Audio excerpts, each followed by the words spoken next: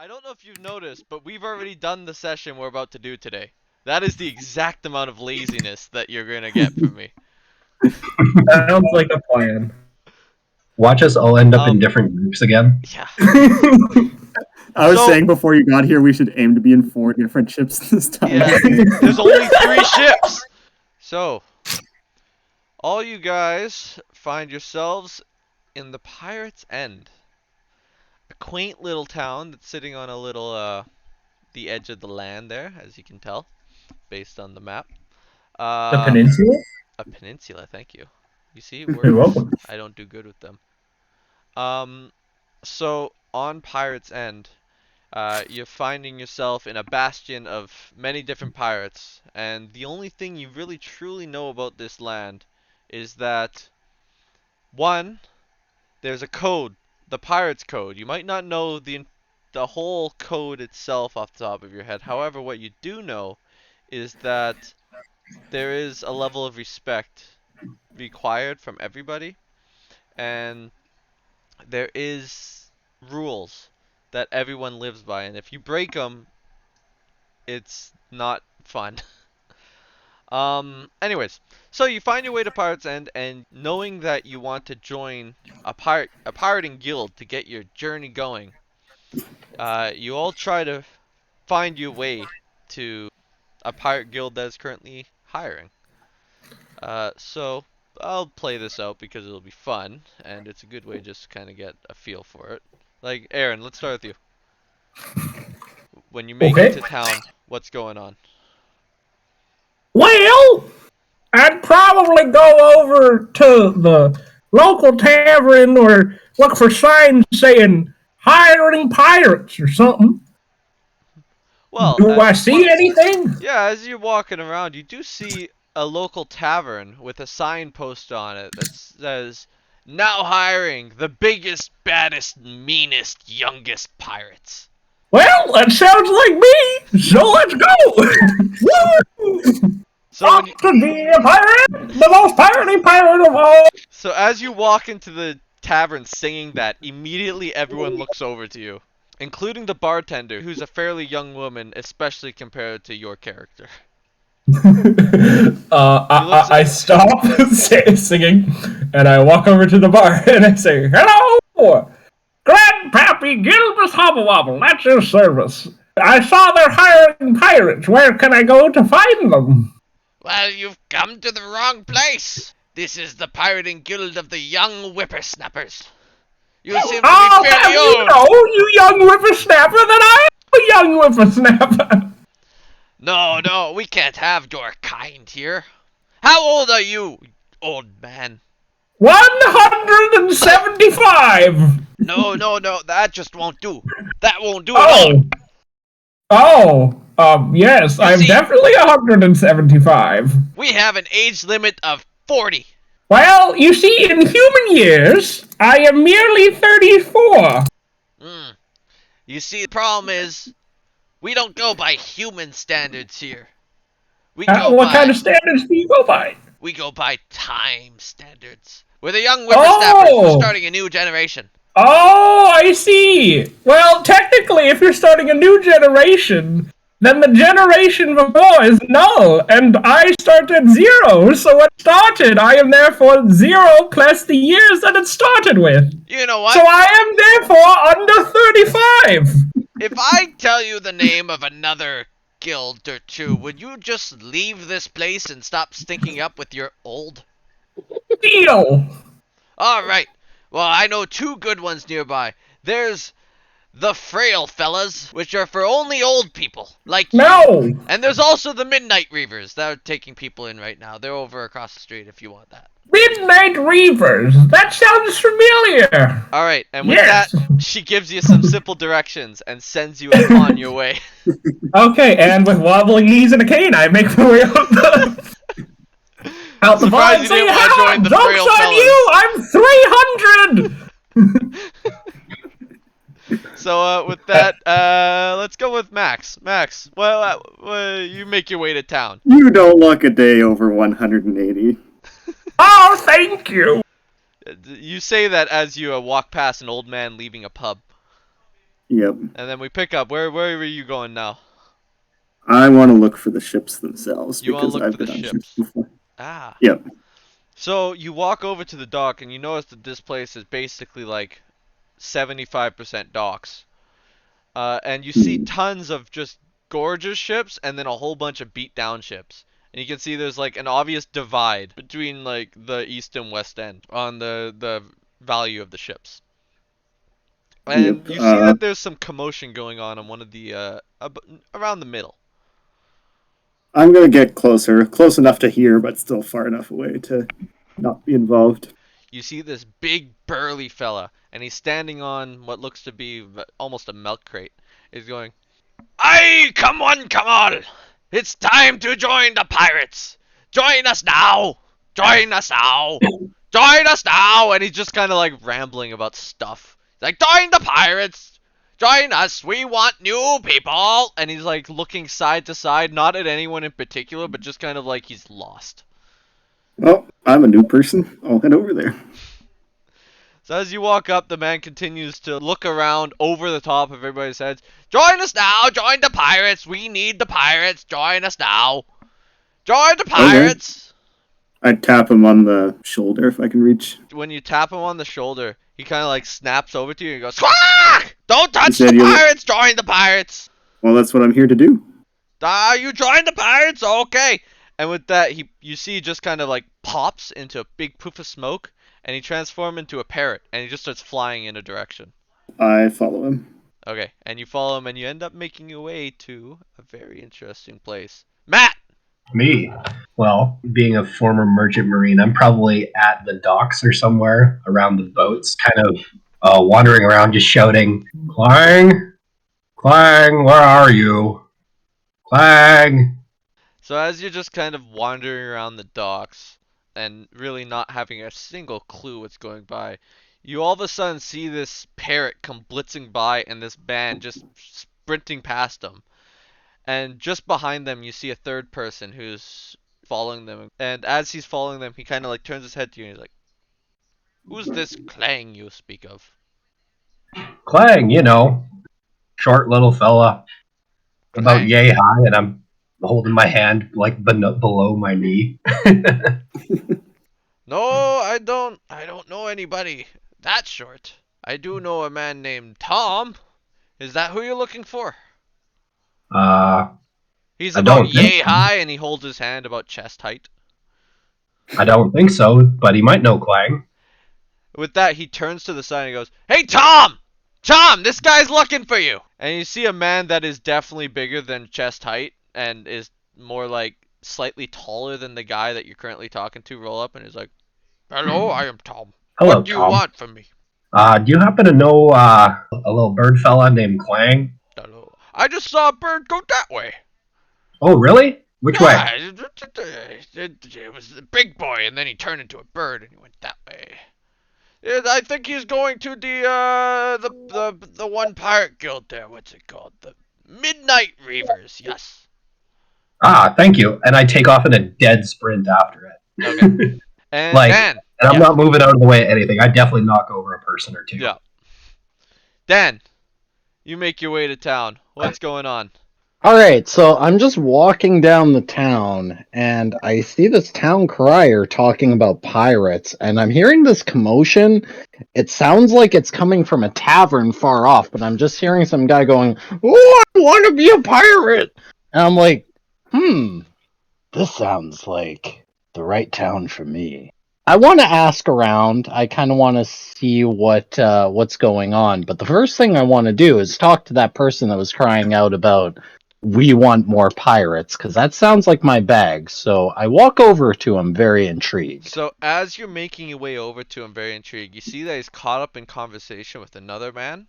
And just as you're about to get through the crowd to get to the front to see him, all of a sudden he disappears. And when you look over, the man he was talking to is now chasing a bird off into the distance. I'm puzzled, and immediately right out the gate, I'm not sure how to react. But my first reaction is looking at it and saying, I can make this even better. I want to be a pirate. Okay. Do you say that out loud, or is this just you? Are you like just standing there like, I want to be a pirate? I say that out loud, but I think I'm saying it internally. I Okay. don't realize I'm saying it out So loud. as you say it out loud, you feel a tap on your shoulder from behind you. When you feel the What's that? tap, you hear a person say, "Hey, laddie, you mind turning around a second?" What do you want?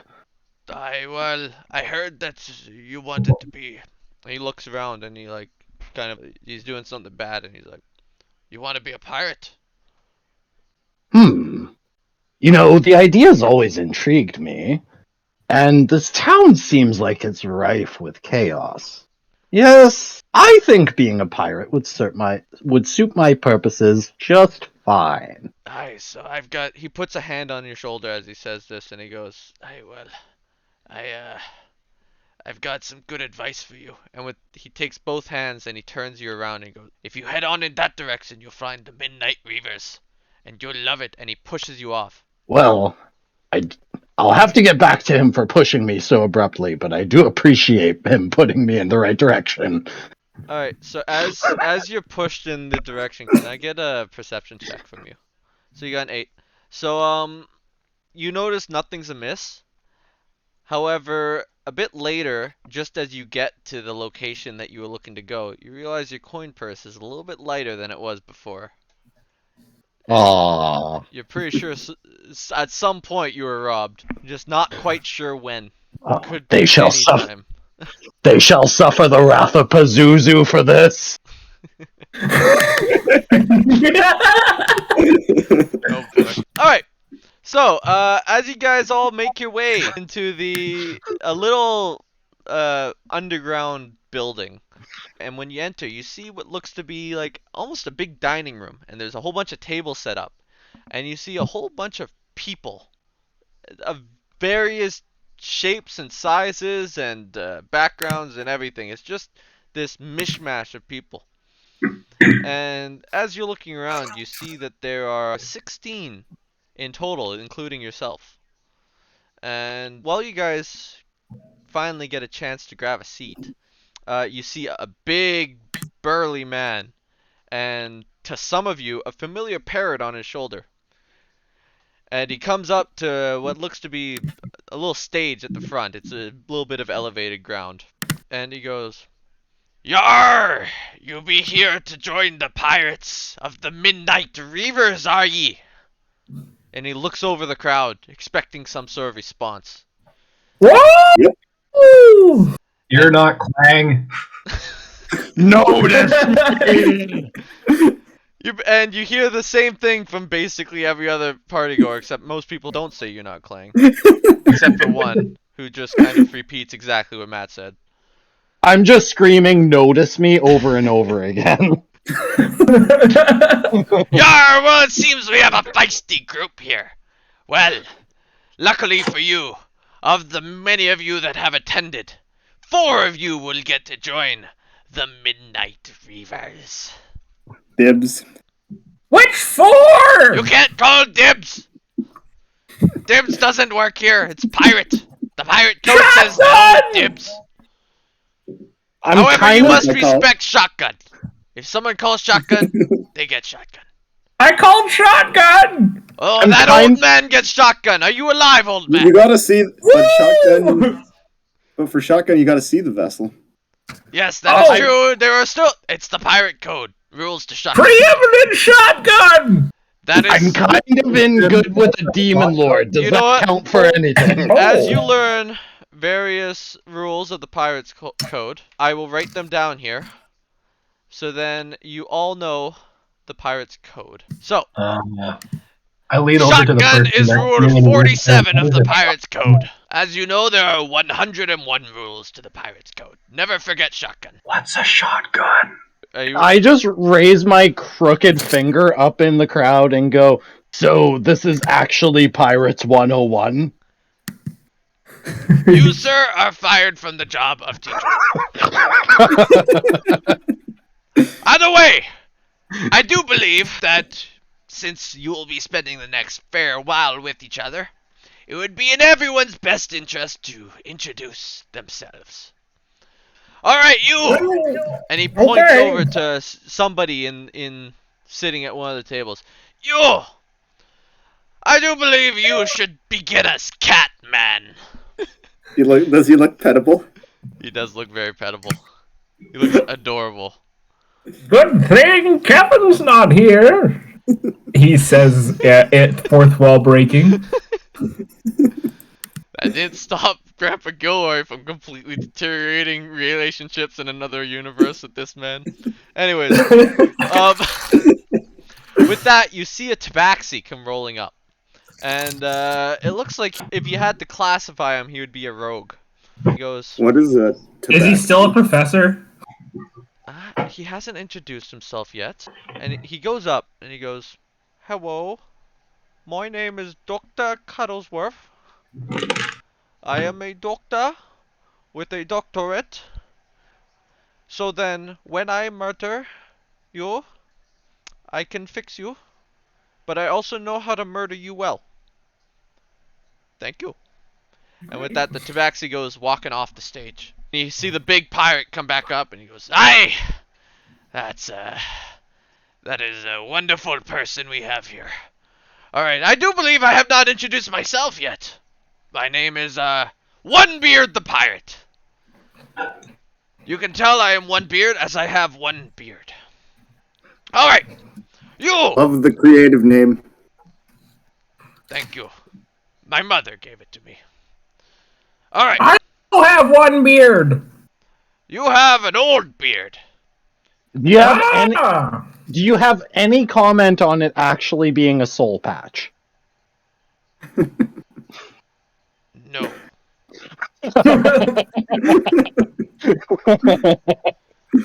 Well, you person who's way too dressed up in armor for this event, why don't you come up here? And he's pointing to some girl over in the corner.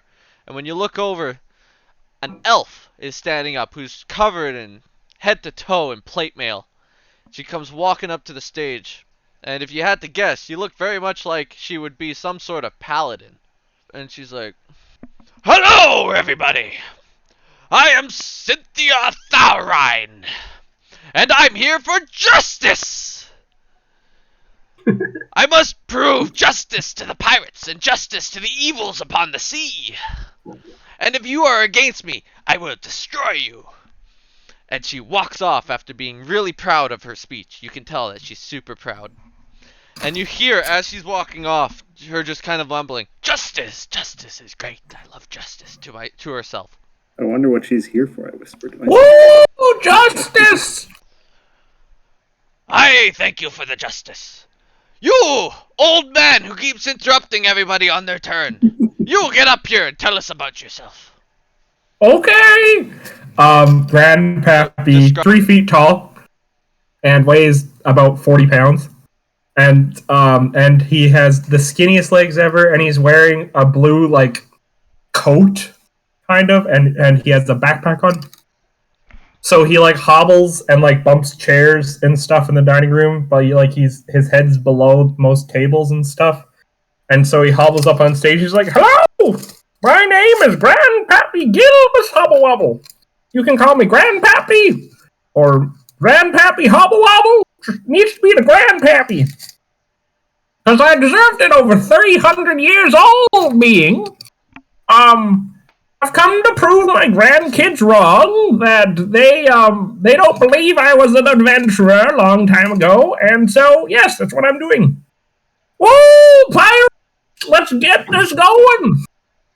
And he hobbles back to his chair at the back. With that, OneBeard comes walking back out. He's like, I thank you, Grandpappy.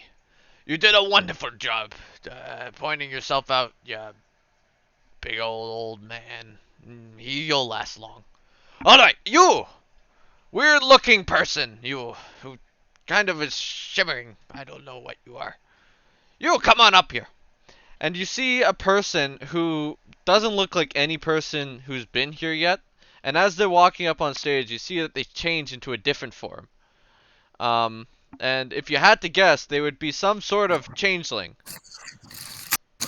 And they come walking up on stage, and you can see he holds no weapons or really any armor. And it looks like he would be skilled in hand-to-hand combat. As he makes his way up, he goes, I am Delcor Frost, and I'm here to be a pirate. And he kind of like licks his lips and then just walks away. And OneBeard comes back and he's like, I thank you, Mr. Frost, uh, for that emotional speech. Alright, you! Person who brought a guitar to the pirates! You come on up here! At that, you look over, and you see what just a relatively normal looking human. However, he's holding a lute. And he comes making his way up on stage. And he looks around, and you see with more confidence than any man should ever possess. Goes, I am Dirk Meisterton Wad Lufer, and I play beautiful music and make wonderful concertos of the times that I've spent on this earth. And it's time to be a pirate. So who's with me? And he puts his hand in the air. Grandpappy says nothing this time. Just want to make that specific. He kind of looks around and he's got the same cheery smile on his face and he's like, yes! That is what I thought! Thank you very much! And he makes his way off stage with all the pep that he's had before. I thank you very much once again. How about you? You weird looking man, you. And he points right at Dan and he says, you will make your way up on stage. Well, I heard many people talking about piracy, and, well, I have this fascination with magic and all of this, and I figured it would be a good laugh to join a pirate troupe.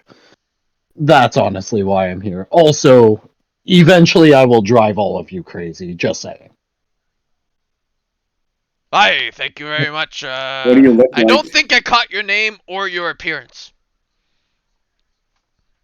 I look older than I really am. I've got a. This is kind of weird that I'm standing up announcing all of this in front of a crowd. No, this but, is just for us. It's just for us. You don't need to announce how you look. Yeah, I don't know, I guess kind of like 5.5 feet, kind of hunched over. Youngish, but like looks older than he really is. Just because of like the magic has aged him. I gotcha. Otherwise, kind of like non-distinct, just like looks like a normal guy otherwise. Alright. And name? Name is Rumpus. I thank you very much, Rumpus. Well, how about you, Lizard Man? Make your way up on stage, Lizard Man. I would like to hear you talk. And with that, you see relatively normal looking lizard folk. He doesn't look strong, he doesn't look like magical, he doesn't look anything special. And he just starts making his way up on stage and he goes, looks over the crowd, left, right, and he goes, Greg, Greg, Greg, Greg, Greg, Greg, Greg, Greg. And he walks off. Greg! As you say Greg, Greg looks over and he goes, Greg! I give him a nod. He nods back at you.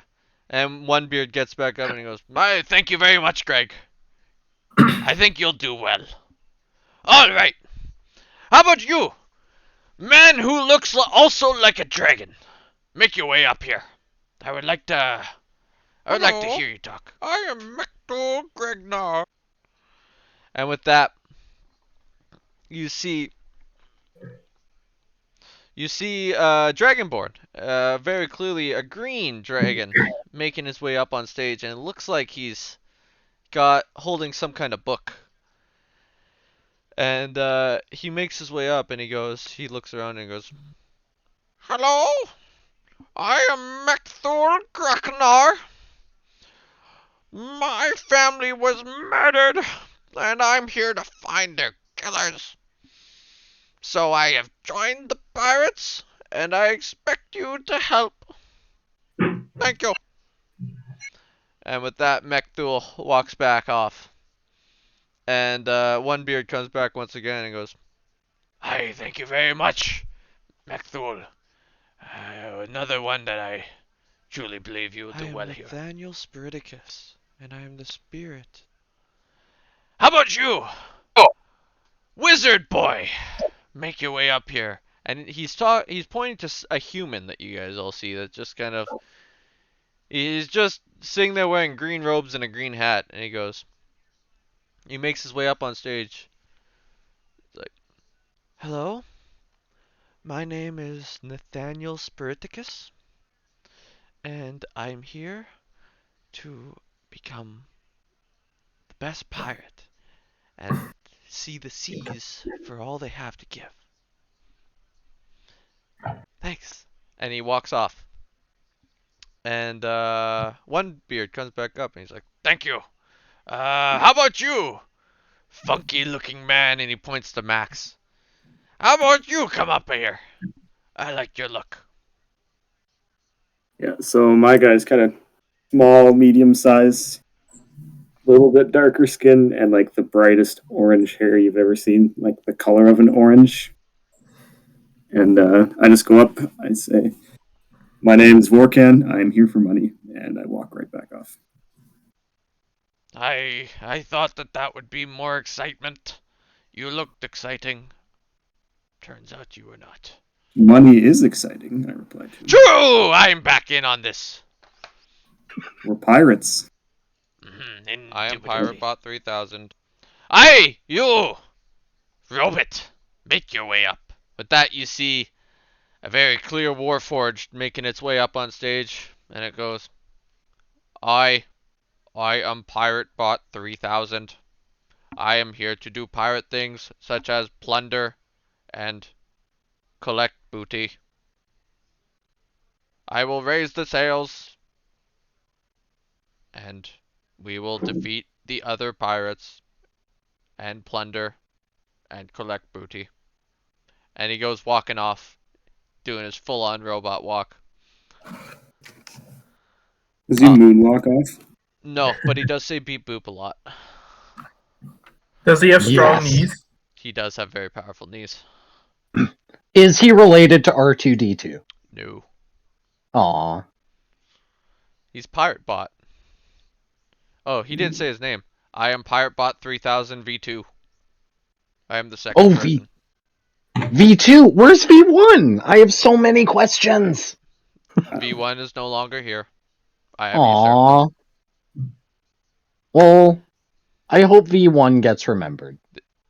True, but V2 is here. V2 is better. Focus on V2. And with that, he walks off, and OneBeard comes back up. You! Man with arm that is weapon. Make your way upon the stage. And with that, you see a human coming up on stage who seems to be he has got one normal arm, and the other arm is just a scimitar wedged into his shoulder. Yeah. And he makes his way up and looks around, and he points his scimitar into the crowd. Hello, friends. I'm Scimitarm the Fourth. Hello, friends. I am Scimitarm the Fourth. I'm from a long lineage of the Scimitarm clan, and I will do my best as a pirate. Thank you. And he What walks was off. his name? Scimitarm the Fourth. I have so many questions about the parenting style of Scimitarm that his kid ended up like that. I'm assuming every kid ended up like that.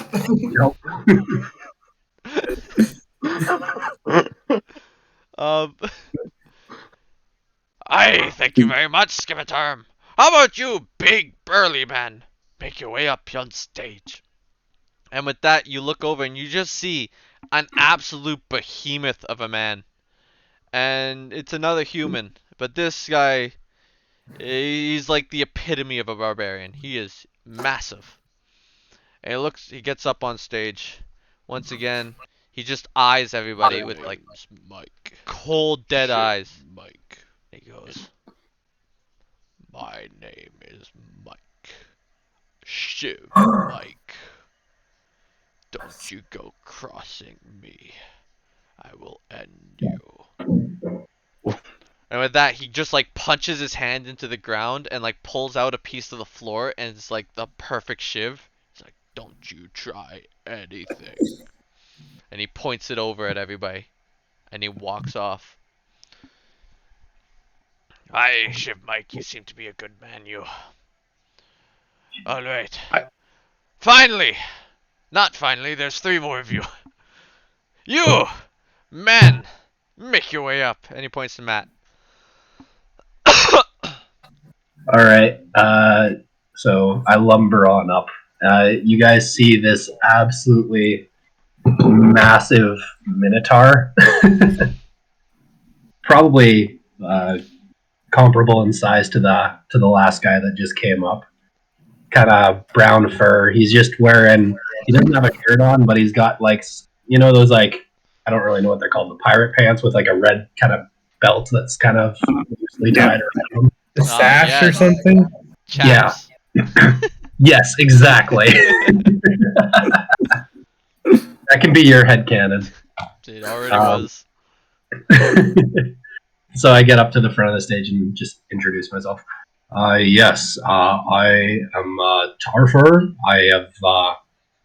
I've been wandering around the ports of the past few cities I've been in, and I'm looking for an old lost friend, Clank, or was it Clang? Clint? Anyway, I'm looking for my long lost friend. I know a Clint. You know a Clint? I immediately run directly at whoever said that. You see, that was the parrot that said that. I go to reach and try and grab the parrot. Aye, no touching the parrot. Parrot be mine. You know Clint? The parrot does not know a Clint. Do you know a Clint? Oh, I know a Clint. Aye, Who shut up. said that? Alright, you finish your speech. Get off the stage. Okay. I quickly raise my finger up and say, the last barbarian kind of sounded like Marilyn Manson. Can we touch back on him for a second? You see, as you say that, Shiv Mike looks over to you and he goes, What did you have to say about me? I get really scared and then I just sit back He points down. the piece of the floor that he's still holding at you. I get really scared and just sit back down. That's what I thought. Aye, okay, with those excitements done, let's move on. You, bird, make your way upon thy stage. And with that, you guys see a Kenku come rolling up on stage. And you can see this Kenku is definitely clearly some kind of druid or something. Because just by the way it comports itself, and it goes, hello, I'm Tenkanka Musang. I'm here to, I'm here because it's the only place I could go. Thank you. And You she, said there was a Kenku? yeah, she walks Okay. off. I already know what you're doing, Matt. I remember. Yep. Aye, thank you, Tenkanka.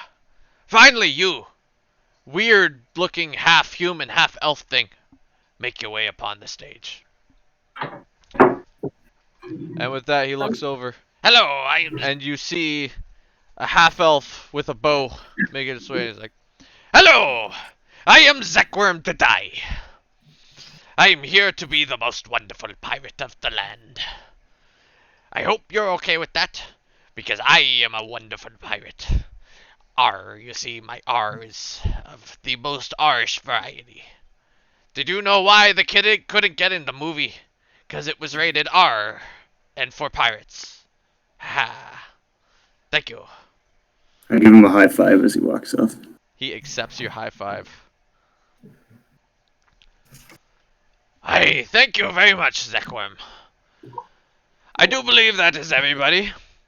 So, for you may or may not know, the first challenge in our little test is I need to make sure all of you are sea capable.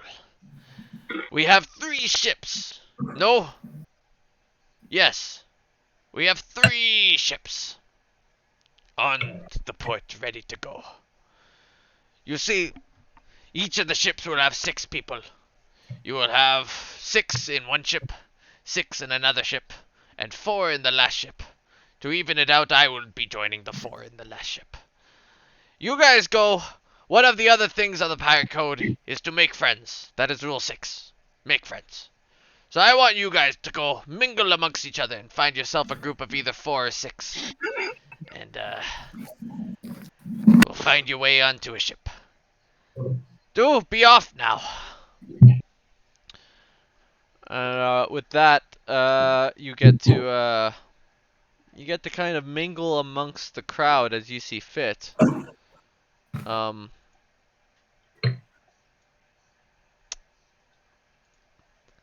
And so whoever wants to go talk to anybody, now is the chance. You guys are free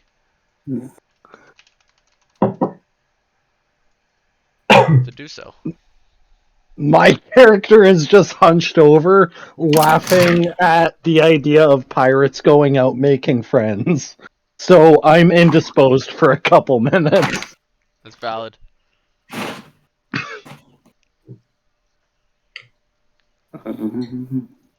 Tarver is making a beeline for whoever that Kenku was. Alright. So we'll follow you. So, as you make a beeline for the Kenku, you see that she's just kind of sitting there on her own, just kind of looking nervous. She looks up as you make your way over to her and she goes, "Oh, hello? Hello. Can I help you?" Potentially, I would hope so. This this may sound ridiculous of me, but do you happen to know a clang or a clint or a clank? No, I don't think I've met anybody of that name. That's unfortunate. I do not mean to assume that all Kenku know each other, but I am looking for my long lost friend. Kind of implying that a little bit. I might be applying that a little bit. A lot of it. However, I do not have anything else to go on, so I apologize. Yeah, that's okay. Tarver is sorry. It's okay. It's okay. Sorry, you said you were here because you had nowhere else to go? Oh yeah, yeah. You see, I got kicked out of my home because I can't do what all Kenku can do. And What so can all Kenku do? all Kenku can make other voices, and I can't. I just make this voice. It's not That my does voice. explain a lot, actually, about Clank. So yeah, I've had to live off the land, and I've had enough of that. So I came to be a pirate. Maybe the ocean is where I belong. Ka, ka. Yeah, ocean. Sounds good. Fair enough, fair enough. There is, well, few things more noble than trying to find one's place in the world. Truly, truly. With that, we'll jump over to Aaron. Aaron, what's going on? What's Grandpa Gilroy up to? Grandpappy has the vision of. Oh, I lost Grandpappy's voice. Now he's southern. Grandpappy goes over to the. Changed about 15 times. There's a good chance that I have a recording of every single character saying their own name, so then I can pull it when I need it. Grandpappy went from Tennessee over to Louisiana. Brandon, you treat your NPCs like Pokemon. They all have special abilities. Grandpappy. Grandpappy has visions of beating the Warforged in an arm wrestling match, so he goes over to the pirate bot and taps him on the knees and goes, Beep. "You have strong knees! Do you know my granddaughter Talila? Oh, Tabitha? Tabitha. Beep boop. My knees are the most powerful in the land, and I know no such Tabitha. Tabitha sounds Oh, weak, unlike PirateBot 3000 V2. PirateBot 3000 V2 is the most powerful knees. You cannot out-knee me. Take a okay. take a gander at PirateBot 3000 V2's knees, and he just kind of lifts up a leg right to your face. Not like Very nice. Even though my face is already at his knee. so he moves it slightly forward. Oh, I tap it again with my cane. Tink, tink. When You you hear know. tink when you tap it with your cane, it almost sounds hollow. Thunk, thunk. Hey, do not touch PirateBot 3000 V2's knees. They are the most powerful. They will break your cane. I assure you, you can trust PirateBot 3000 V2.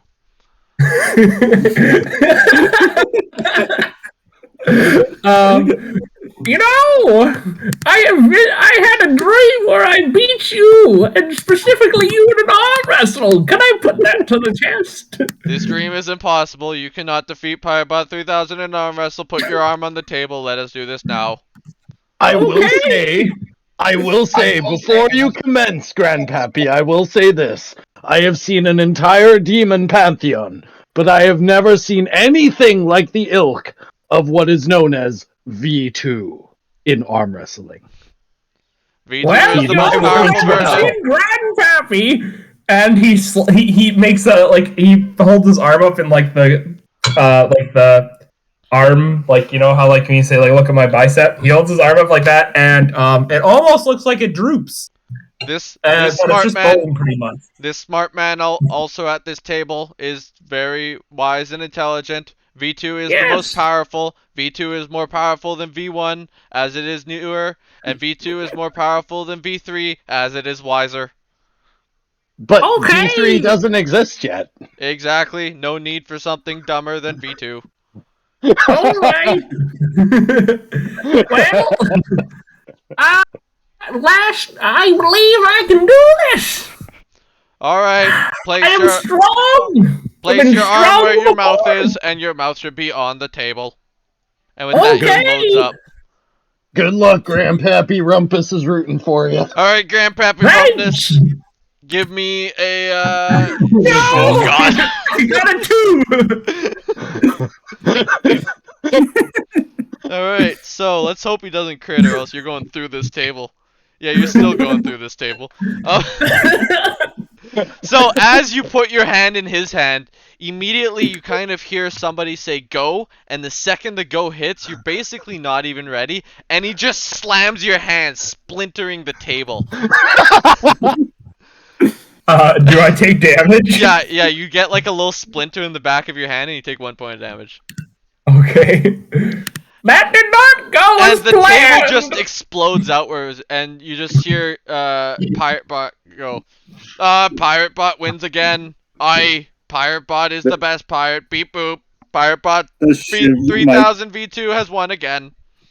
This is Rumpus, not how I remember it going. This is how it Rumpus. should go. Rumpus just fell out of his chair laughing, watching it. Third of Grandpappy's health. Dad, just to let you know, last time I beat him in an arm wrestle. I think Yeah. he had advantage, and Aaron just rolled massive. Yeah. Anyways, as you see commotion going on in the room now, Max, what's going on? What's going on with I forget your character's name. Vorkin. Well, I want to approach Delcor because I think that looks cool. Dale. Ooh, super try-hard character. Okay, go ahead. Hey, Delcor. So you said you're here to be a pirate, same as me. I am here to be a pirate. What a surprise. I'm not surprised that you're here in the pirate application area to be a pirate. So how do you change shapes like that? It's pretty cool. Yes, well, it's fairly easy. You see, I am a changeling, so I can change to look like somebody else. And he morphs into a perfect copy of you. He's like, Hey, you're looking "See? real handsome there. Oh, I don't believe so, but I appreciate the compliment." And he winks. I So- wink back. Oh, this is odd. Alright. and then you just hear someone from the crowd going, "Can you do Zac Efron?"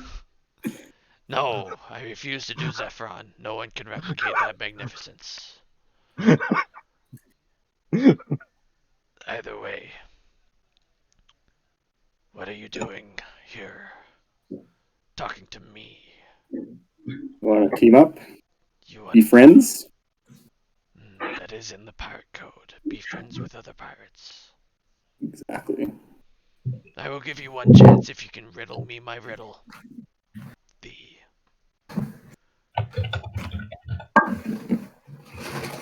Do you accept my terms? Yes, sure. Alright. Here is my Weird way to riddle. introduce yourself. Sure. What has toes, but also does not have toes? You, You're depending on correct. shape. It is Dale Corfrost. I will be your friend. I shake his hand. He shakes your hand. Alright, so stupid. Alright, Rumpus, what's up? What are you up to? I'm just gonna go to the bathroom. That's not okay.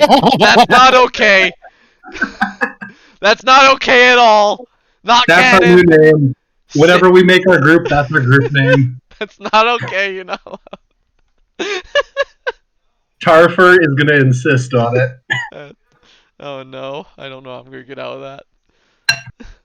Grandpappy Gilbus read it in a book one time. I think they called it manga.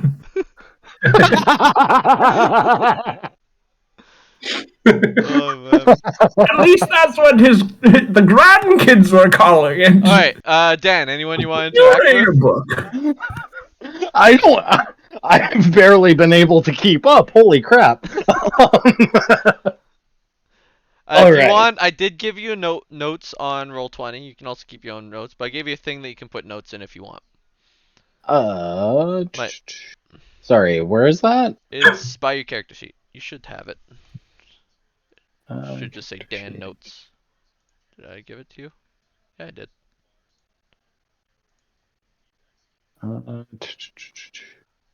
Sorry, I'm just not sure where I'm looking for it. At the top, or on the right side of the screen, the little newspaper. And then it should just say Dan notes.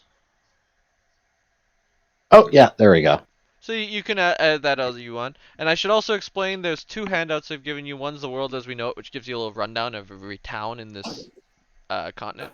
And the other one's the Pirate's Code, which I've explained already.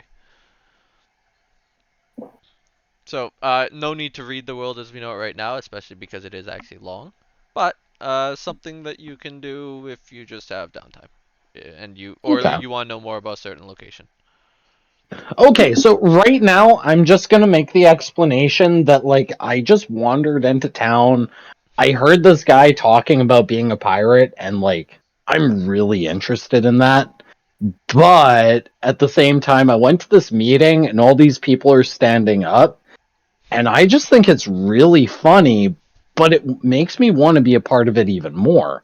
So I stand up and I immediately say, everyone that stood up, I really admire all of you, and I'd like to work with all of you, but I want to know what drives each of you. Okay, so as you stand up in the middle of a room full of aspiring pirates and say these deep intellectual thoughts, everybody stops what they're doing and just looks at you dumbfounded. And nobody says a word until the lizard folk looks over at you and goes, Greg! Greg, Greg, Greg, Greg, Greg, Greg, Greg, Greg. Okay, so it's at this point that I kind of want to assert my dominance. Over Greg? No. I just want to put emphasis on what I said and smack down everything that the lizard people are saying. The lizard people, it's one guy. The lizard person. Okay, yeah, I just want to smack down the lizard person and just like make a big show tour de force kind of thing, All right, what do you do? apropos of nothing. So the main thing I want to do is just make a big explosion of fireworks for no reason. All right, give me a big explosion of fireworks. I assume you're using a spell for that, or do you have fireworks? I'm just looking down my spell list right now. Sorry. Probably minor illusion. Yeah, minor illusion would typically be the way to go for this. Okay, minor illusion. Yeah, that's the one I want to go with. All right, so Okay. I'll give you minor illusion. I do still want you to do a performance roll. I want to see, so that's gonna be in skills. I want to see how well you can make a performance with your fireworks. All right. Here we go. I wasn't paying attention. So 6. So as you stand up and give this big speech, and you go and you're setting up to have this big climatic finale. All of a sudden, you do your thing and you finish, and then you set off your fireworks, and you see one little firework behind you go, whoo, and you just look over at the lizard folk, and he has his hand on his head, like just in the disappointment faction. And he's shaking his head, and he's like, Greg. Greg. And you can see even Greg is kind of disappointed.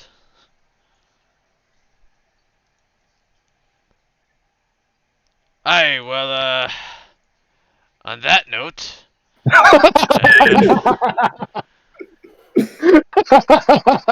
do all ye have your teams yet?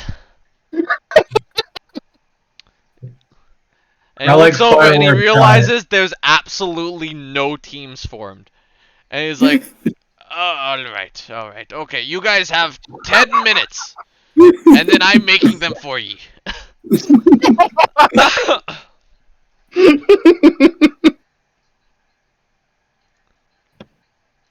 And with that, he once again kind of walks off to talk to what looks to be his first mate in the corner. I like how every character's interaction with mine has been, I give up already. Welcome to D&D. Yeah.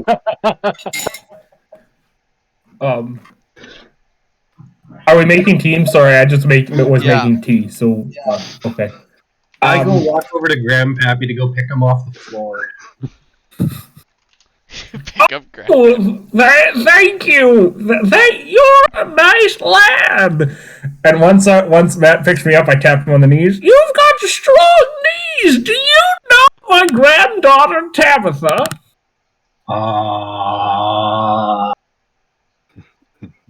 Tarfar's thinking really hard, but it's just the blankest stare. She needs a man with strong knees in her life. I like you. Do you want to be on the same team? Perhaps. Sure, why not? I do have strong. Sorry, what were you going to say? I got excited. As you guys are having this conversation, you see beside you, Tenkanka looks over and she goes, "Hey, is it okay if I go with you guys? Would that be okay?" I just say yes. Yes. Yes. Yes. That is okay. That is good with me. Look at you know, Thanks a Tenkanka lot. is Nazi. Yeah, Yeah. come join the party, yeah. Oh man. Oh, Come you're so Listen, good. I don't want to have to edit these when I upload them. Come here, Dad. We have strudel. I don't have editing software on this computer yet, and I'm not inclined to download any, but if I have to, I have to. It's okay. Picked up Grandpappy and It's okay. It's okay. I'm Austrian. It's fine. I'm Austrian, it's okay.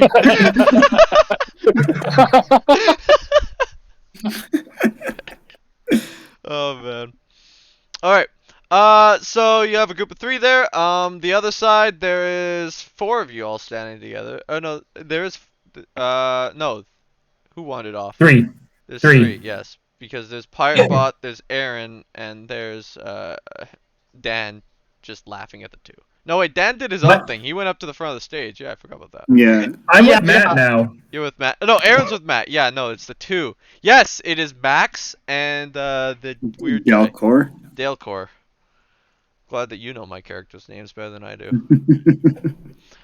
All right, I so wrote them down because there's so many. oh yeah, I've got them written down too. It's just I have a whole bunch of stuff written after it because I have to know what the heck their backstories are. Whatever. Anyways. Yeah. So Hey, Delcor, do you want to go get a pirate bot on our team? Hi, the big pirates. Of course. Good job, Matt. Max is just gonna be on his own.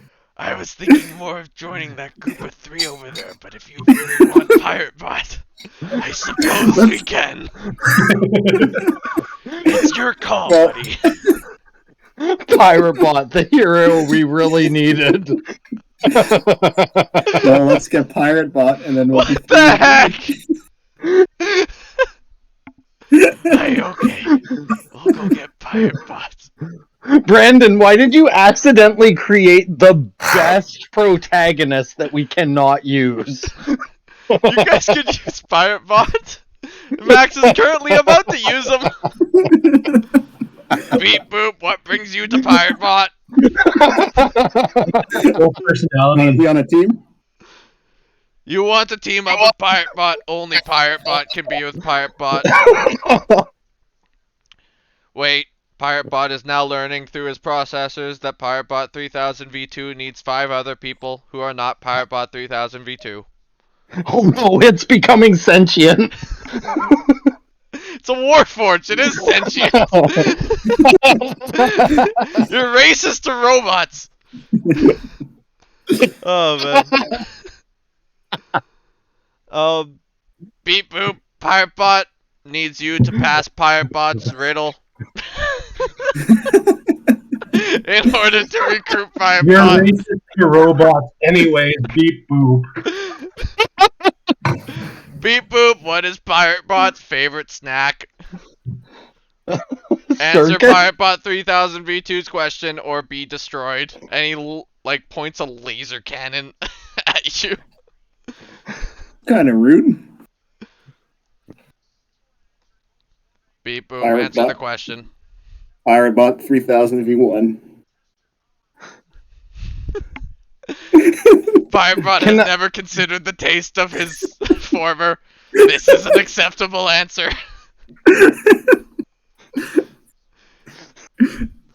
Pirate Bot must try this now. Pirate Bot has a new goal in life. Thank you for giving Pirate Bot an existential crisis. Pirate Bot will join your team. You're welcome.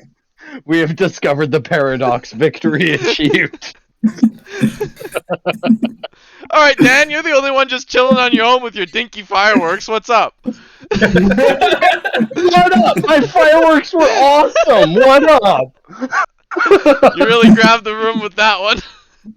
Okay, well, you know what? This whole robot situation would not have happened without my awesome fireworks show. So, what I'm gonna do to start off, before I even do my next thing, I'm just gonna, like, wave my hand the same way I did before. Not like I'm gonna do fireworks, just like as a taunt. Just like, you know they were really good, don't even bother arguing. And then, what I'm gonna do is gonna be like, okay, so for the pirates, I really need to show what I'm worth here. So I want to try. Okay, can I cast another minor illusion? Is it a cantrip or is it a spell? It's a cantrip. Yeah, you can cast as much as you want then. Okay, so the main thing I want to do is cast a cantrip of minor illusion. to whisper the spell, or to whisper in a deep demonic voice to everyone in the room, the fireworks show was amazing, and you're an idiot for not appreciating it, just over and over again. Okay, so at, you know what? Give me intimidation. Give me that. And I don't put up with it. Do we have to roll against this? Yeah, what do we roll against We'll it? see if you're even gonna have to roll against it. Wisdom? I'll find out. I want to see his intimidation check Okay. first, and then we'll figure it out.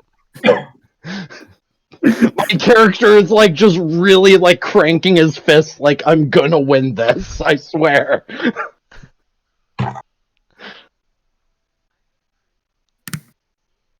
I have something I want to do depending on what happens. Alright, but yeah, once we get the intimidation roll out, we'll see. Yeah. Also, you're gonna be rolling with disadvantage because of how insanely terrible the fireworks display was. Okay.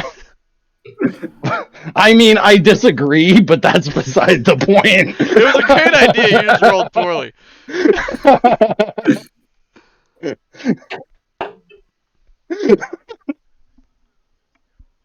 Alright, so roll intimidation when you can. Sorry, my browser's just going really slow right now.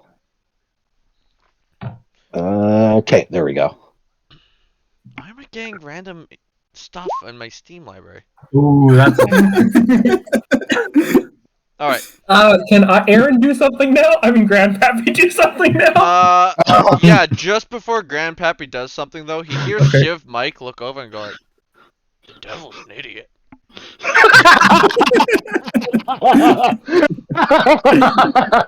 Okay, go ahead, Grandpappy. Grandpappy, back to... Dan, what's your character's name? Sorry? Rumpus. Back to Rumpus is also gonna use Minor Illusion and go, "Calm down there, buckaroo!" Just whisper back directly to Rumpus. The show was kind of shit, sorry! Oh my god.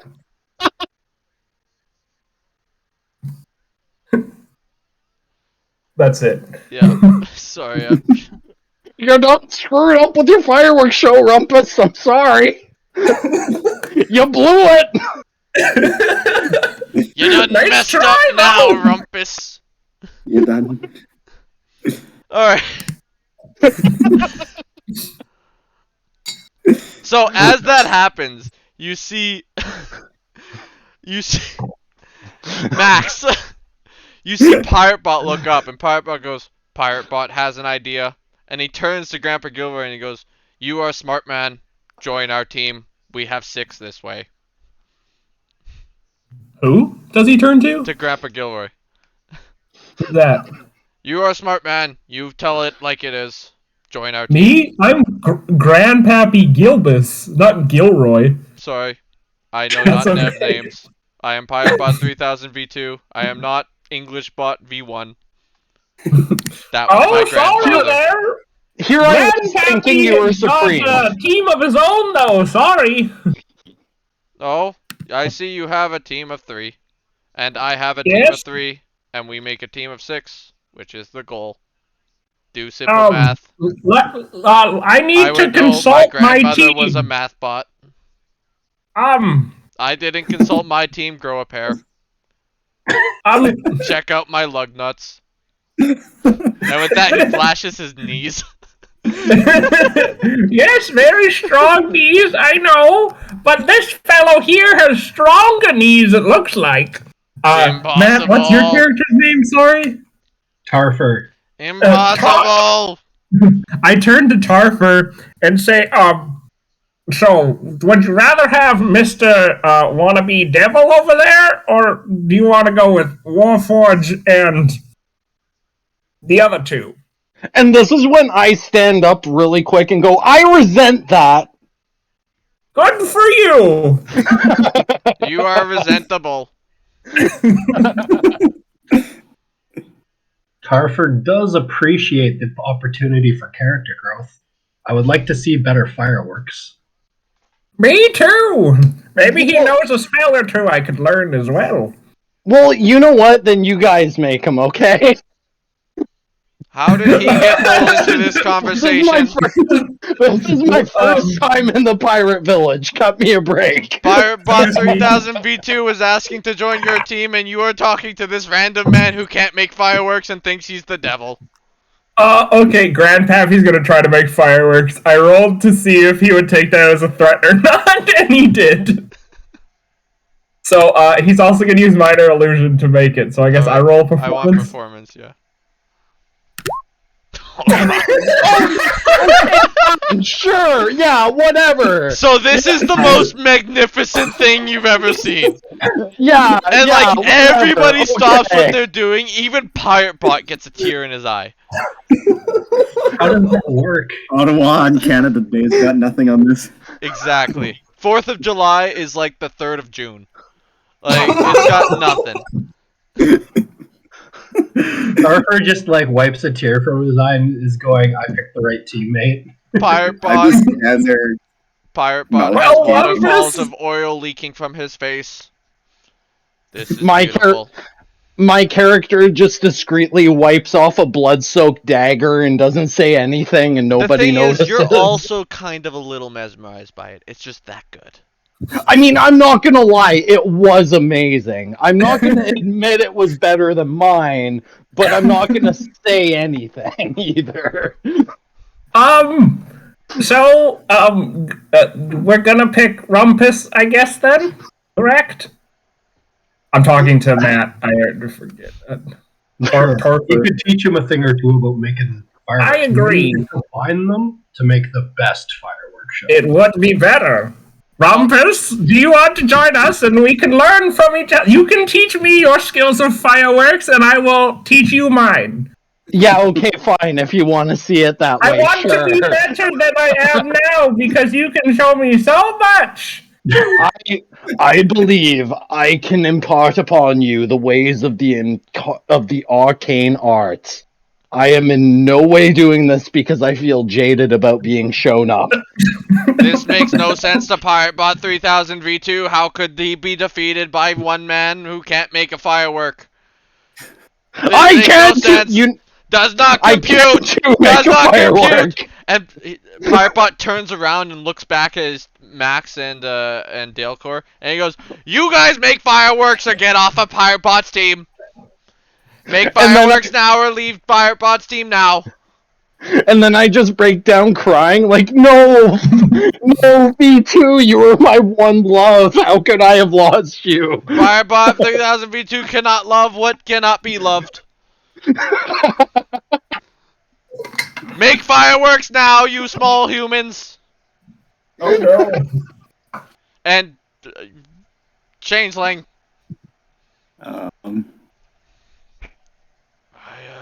I don't make fireworks. Then get out of Piratebot 3000 V2 site.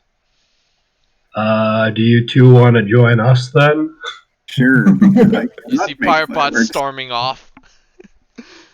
Just yelling at other people to make fireworks, and you see like small fireworks every now and then appear throughout the room.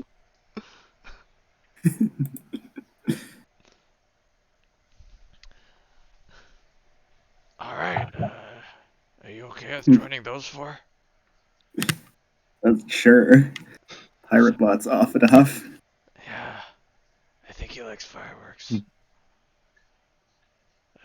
Okay, let's go. Let's go. Well, we know how to beat Pirate Bot if we ever fight him. It's like giving a treat to a dog just to make fireworks for long enough. I think I can explain why I did fireworks so well. I think I would do it for my kids and my grandkids. And my great grandkids. Like how you come up with a canonical reason. Yeah, look at this guy here talking about, like, yeah, my fireworks were so good. I sold my soul to the devil for this fireworks show, and it wasn't good enough. That sucks, I'm sorry! Oh man. Well, you've got 270 years to learn. So as you guys As you guys are sitting there and kind of like talking to each other about fireworks and how you just not good at them sometimes.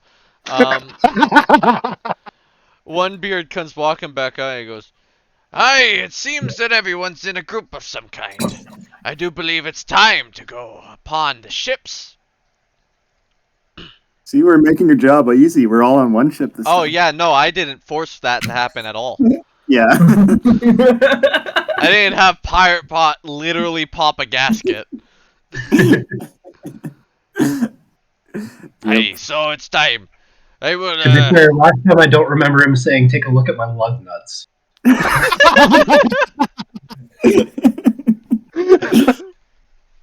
Hey, you know what? Pirate Pot's full of one-liners. Uh, He's not full of fireworks, I'll tell you that. Aye, so it's time to select the ships. So I have here 3 slips of paper. You must elect the captain to come up here and draw one of these slips, and they will decide which ship you get to sail upon. So, choose somebody from your team to come on up.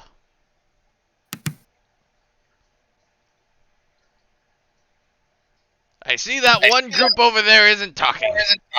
Okay, so who do we think should go up? We have people. Grandpa. No, I think our resident students should go up. resident students? Like who? Rumpus. Oh. I'm no student. I'm just passing through. Oh, okay. I'm sorry. Then yes, I can go up. Fine. I will hobble over and I will look at him and say, "All right, sir." Question: is he holding them high enough that I can read them? No. Considering I'm like at his knees or like his waist. He's up on stage still. You guys are like in your groups talking, so you can't see him at all. Oh. Yeah. Okay. Well, I'd walk up to him on stage. Wait, hold on. Before he goes, do we want the old man making the pick for us? He might pick a ship like that with like wheelchair accessibility or something. I do not need a wheelchair, thank you. All right, sounds good to me. All ahead, right. old man. Thank you. You got I am this. more spry than you think I am, and stronger than you know. Woohoo! Just phasing out those peg leg. We're just phasing out those peg leg ramps in favor of the wheelchair ramps. Am I right? Soon you're gonna have peg wheels. So Rollerblades? as Grandpappy Gilroy makes his way up on stage, he sees that he is joined by none other than PirateBot 3000 V2 and Greg. And as he looks at them, he looks over at Greg, and Greg looks back and goes, Greg. And PirateBot goes, PirateBot will get the best ship, as PirateBot always does. And with that, OneBeard,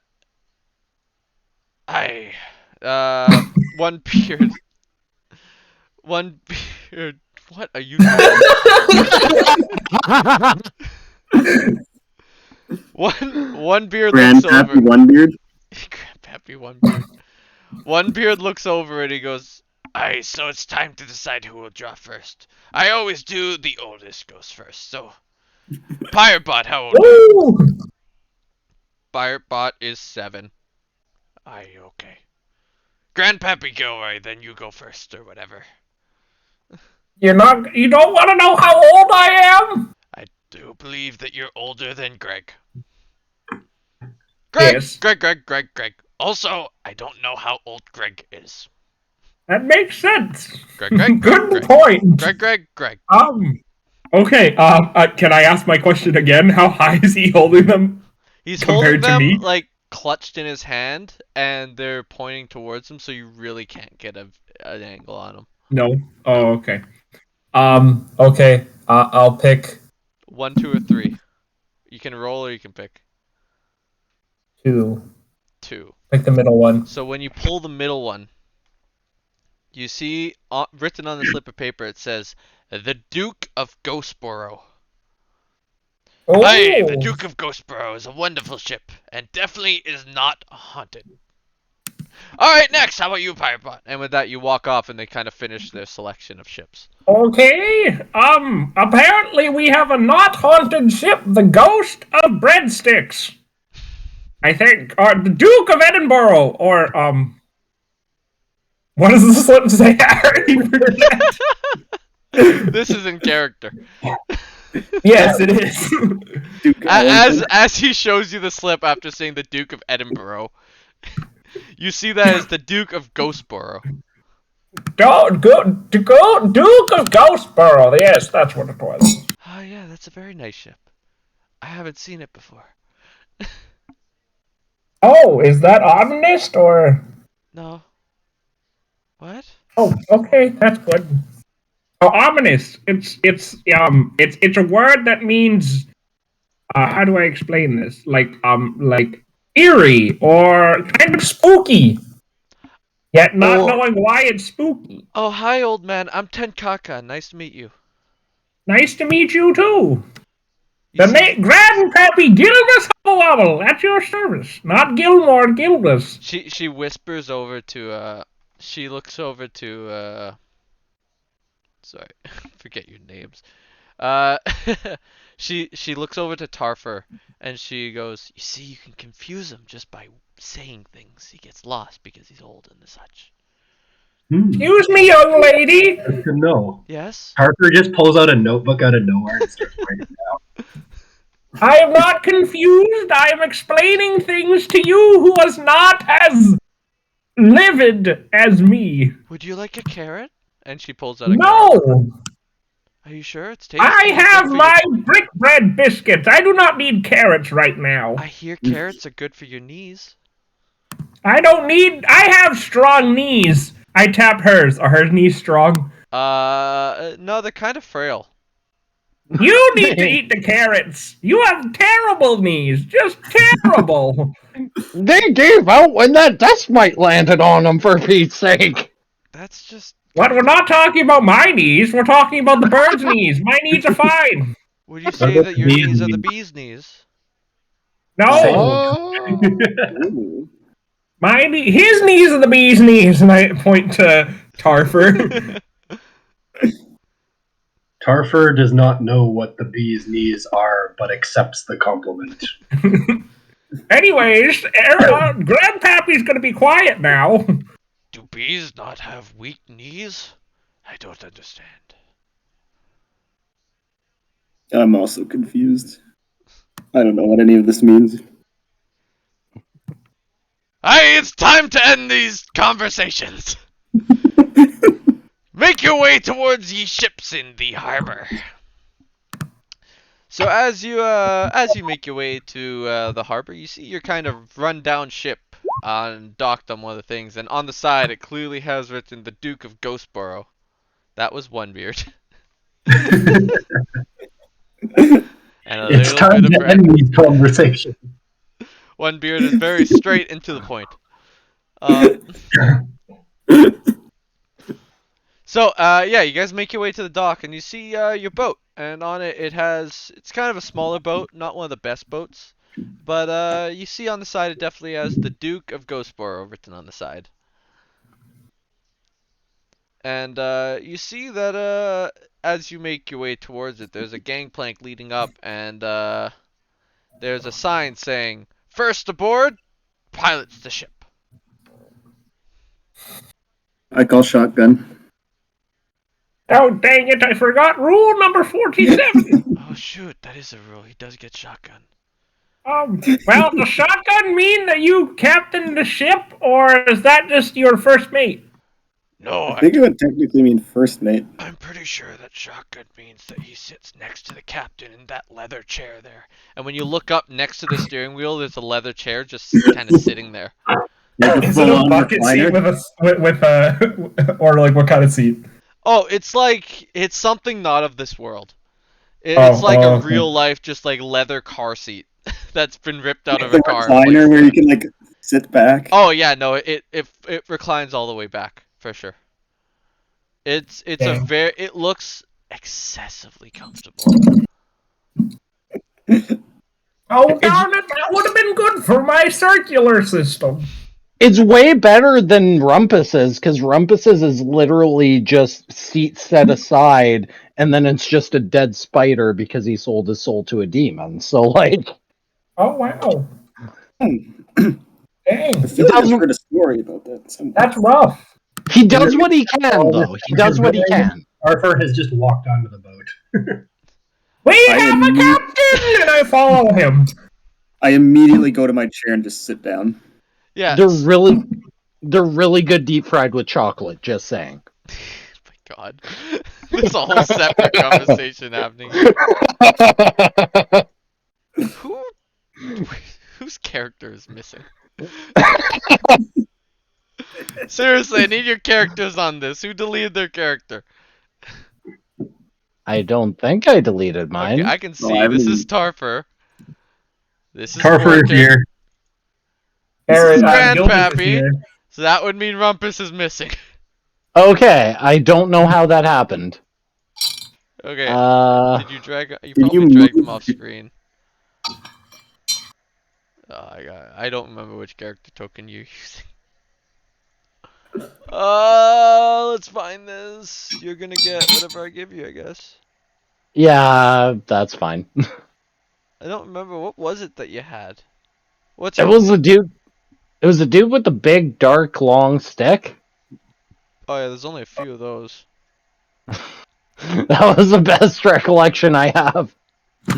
Dark long stick. Doesn't look dark and long, but he's got a stick, so I'll put him in there. Just That's it's gotta fine. be one of these. This guy's got a stick. It's a sword though, but it's still a stick in some worlds. It's weird because I had it like right above the like right around the circle for Pirate's End. Maybe this one? Is that it? Yeah, that's it. That's it. Did you with or without hood? I think it was with hood. With hood. Okay. Don't delete your characters. I need those. Very important to me. Yeah, I didn't think I It means did. that but I don't maybe need to I- keep spawning in new characters every time I go to a new world. Maybe I accidentally dragged it or something. I'm not sure, You but I probably didn't can mean leave it on to. screen. Yeah, it's okay. Different kind of Okay. changeling. I saw that 7,000 health. Fight me. Grandpa Gilroy got real tanky all of a sudden for a second. He really does have strong knees. Yeah, the strongest Yeah. needs. Too bad Grandpappy Gilbus doesn't have much health. Yeah. I'm gonna keep calling you Gilroy. Alright, Darn. Where's so my chair? Right there. where do you think your Sweet. chair is? Where's I the was leather off chair the that's effort. shotgun on this ship? Absolutely. I'm right steering. there. And I'm not moving. I am going to the front of the ship, and I'm going to look for some barrels and a rope and sit in it and read my book. I'm gonna recline all the way in the chair and just not care about what anyone does. I'm gonna basically be doing the same thing, except I'm just gonna be like, how can I make the fireworks better next time? I'm just gonna be reflecting on my spells. Fair enough. Nobody tell Rumpus about gunpowder. Hey, you know what? If everyone's just gonna one-up me, why do you even need a warlock, okay? If you can use your fancy quote-unquote science to fix my problems, why do you even need me? I use magic! Yes, I am. Are you magic? He just I said yelled. I use magic, not Oh. are I you. heard, are you magic? Are you magic? I said I use magic. Yeah, that's what I heard too, was are you... I cannot tell. Are you magic? Are you magic, sir? No, I can sense the magic in you. I just was saying I don't use science. Do you know the way, sir? I sense the magic in you. I sense the magic I in feel you. the magic in you. Whisper over to Varkin. We're probably gonna have to break up a fight by the end of this. Oh, definitely. I thought we were friendly. This is friendly from you. Oh, man. I'm trying to find a Kenku. I can't find any. The much lesser known Carlos Santana song, Black Magic Woman. Oh my god. Featuring Gilroy. Featuring Gilroy.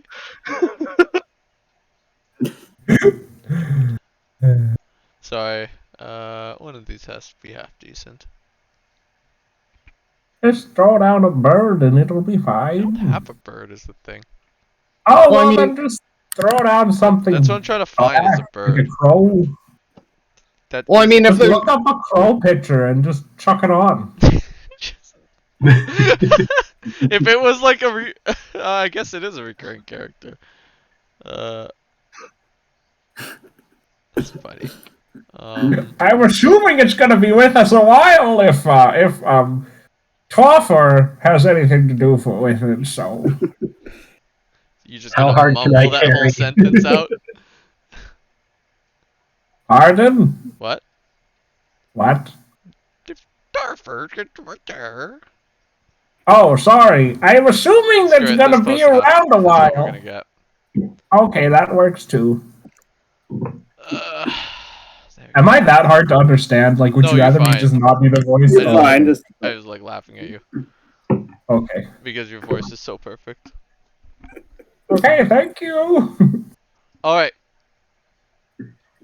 So Yeah. as you guys set sail, you can freely move your characters around. you have the equivalent of strong knees for your voice.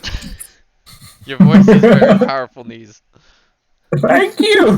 That means a lot to Grandpappy Gilbus. hey, your voice is way better than my fireworks, so That character development in my D&D campaign, get out of here. You can't have that. Brandon, I think that's the first feeling. I don't think there's ever been any character that's grown at any point. in I mean, D&D. if it counts for anything, I said it ironically. So Alright. my Yeah, we character just got a is bunch of curses and handicaps. still extremely bitter, for the record. Fair. He still really thinks that fireworks display was amazing. I was gonna say, isn't he just like delusional and thought he himself gave the best fireworks? My goodness. So as you guys set sail, Matt, you're the captain. So Matt, can I get a I assume you're not proficient in boats in any way. Right? Actually, I am. You are? Alright, It's so Hold on, why are we trusting the Minotaur to drive the ship? Because I'm a sailor. He has experience, unlike some people with fireworks. Ooh, skip. I give him an air high five. Like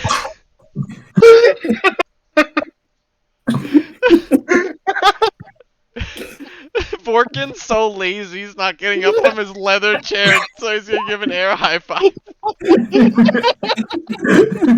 Absolutely. Wait, what spell do I Alright, Can I yes. get a minor illusion for a hand slap? Oh yeah, cool. Oh yeah, so Matt, you're fine to pilot this boat. Oh my god. So as you guys set sail with relatively no issues because the Minotaur is very proficient at boats for some reason. I do good at boats. I am. Whoa! You guys realize at some point Dalecore is doing the Titanic scene by himself. And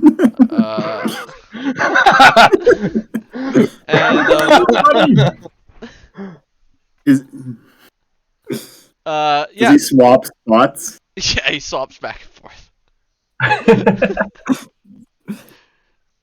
Except he has no idea what he's referencing. As you guys are sailing and you've been out for a while and it's been going really well and you don't have to make any rolls because of exactly how good you are driving this boat, you see a familiar-looking parrot making its way in from the distance, and it lands on the ship, and you hear, "Squawk! Squawk! Your first task is you must repair the cannons on the ship. Squawk! Squawk!" And it flies off. Okay, well, I guess I can take care of that. So I walk up to the cannon, and I open up my spell book. I'm like, okay, nope, not that one. Oh, I forgot to have that one. Here we go. Mending. Do you need to know what mending does? I say to the powerful god telling the story. Oh, I know what mending does. I'm just wondering if you know what you're mending. The cannon. I look at the cannon. Right now, Rumpus is just sitting in the corner, twirling his fingers, like waiting for the story to go on. So give me an investigation to see if you can. Sorry, I realize I don't know what I'm fixing. Yeah, to see if you can figure out what the problem with the cannon is. Oops. Mending, you are fixed. It's like a doctor. You go up to the doctor's office and he's like, yes, yeah. And then he just like stitches your eyelid shut and he's like, fixed. It's like, doctor, I came in because I had a cut on my ankle. Here's some penicillin, go home. Well, what? Now Here's you some can't see the antibiotics. cut. You'll be fine. But doctor, Well- I'm missing my arm. Antibiotics. Doctor, I came here because my arm got cut off. Well, I sewed your eyes shut. You can't see it. What are you complaining about? What's the classic saying? See no evil? Hear no evil, speak no See evil. no harm, have Actually, no good harm. point. I need the stitches back.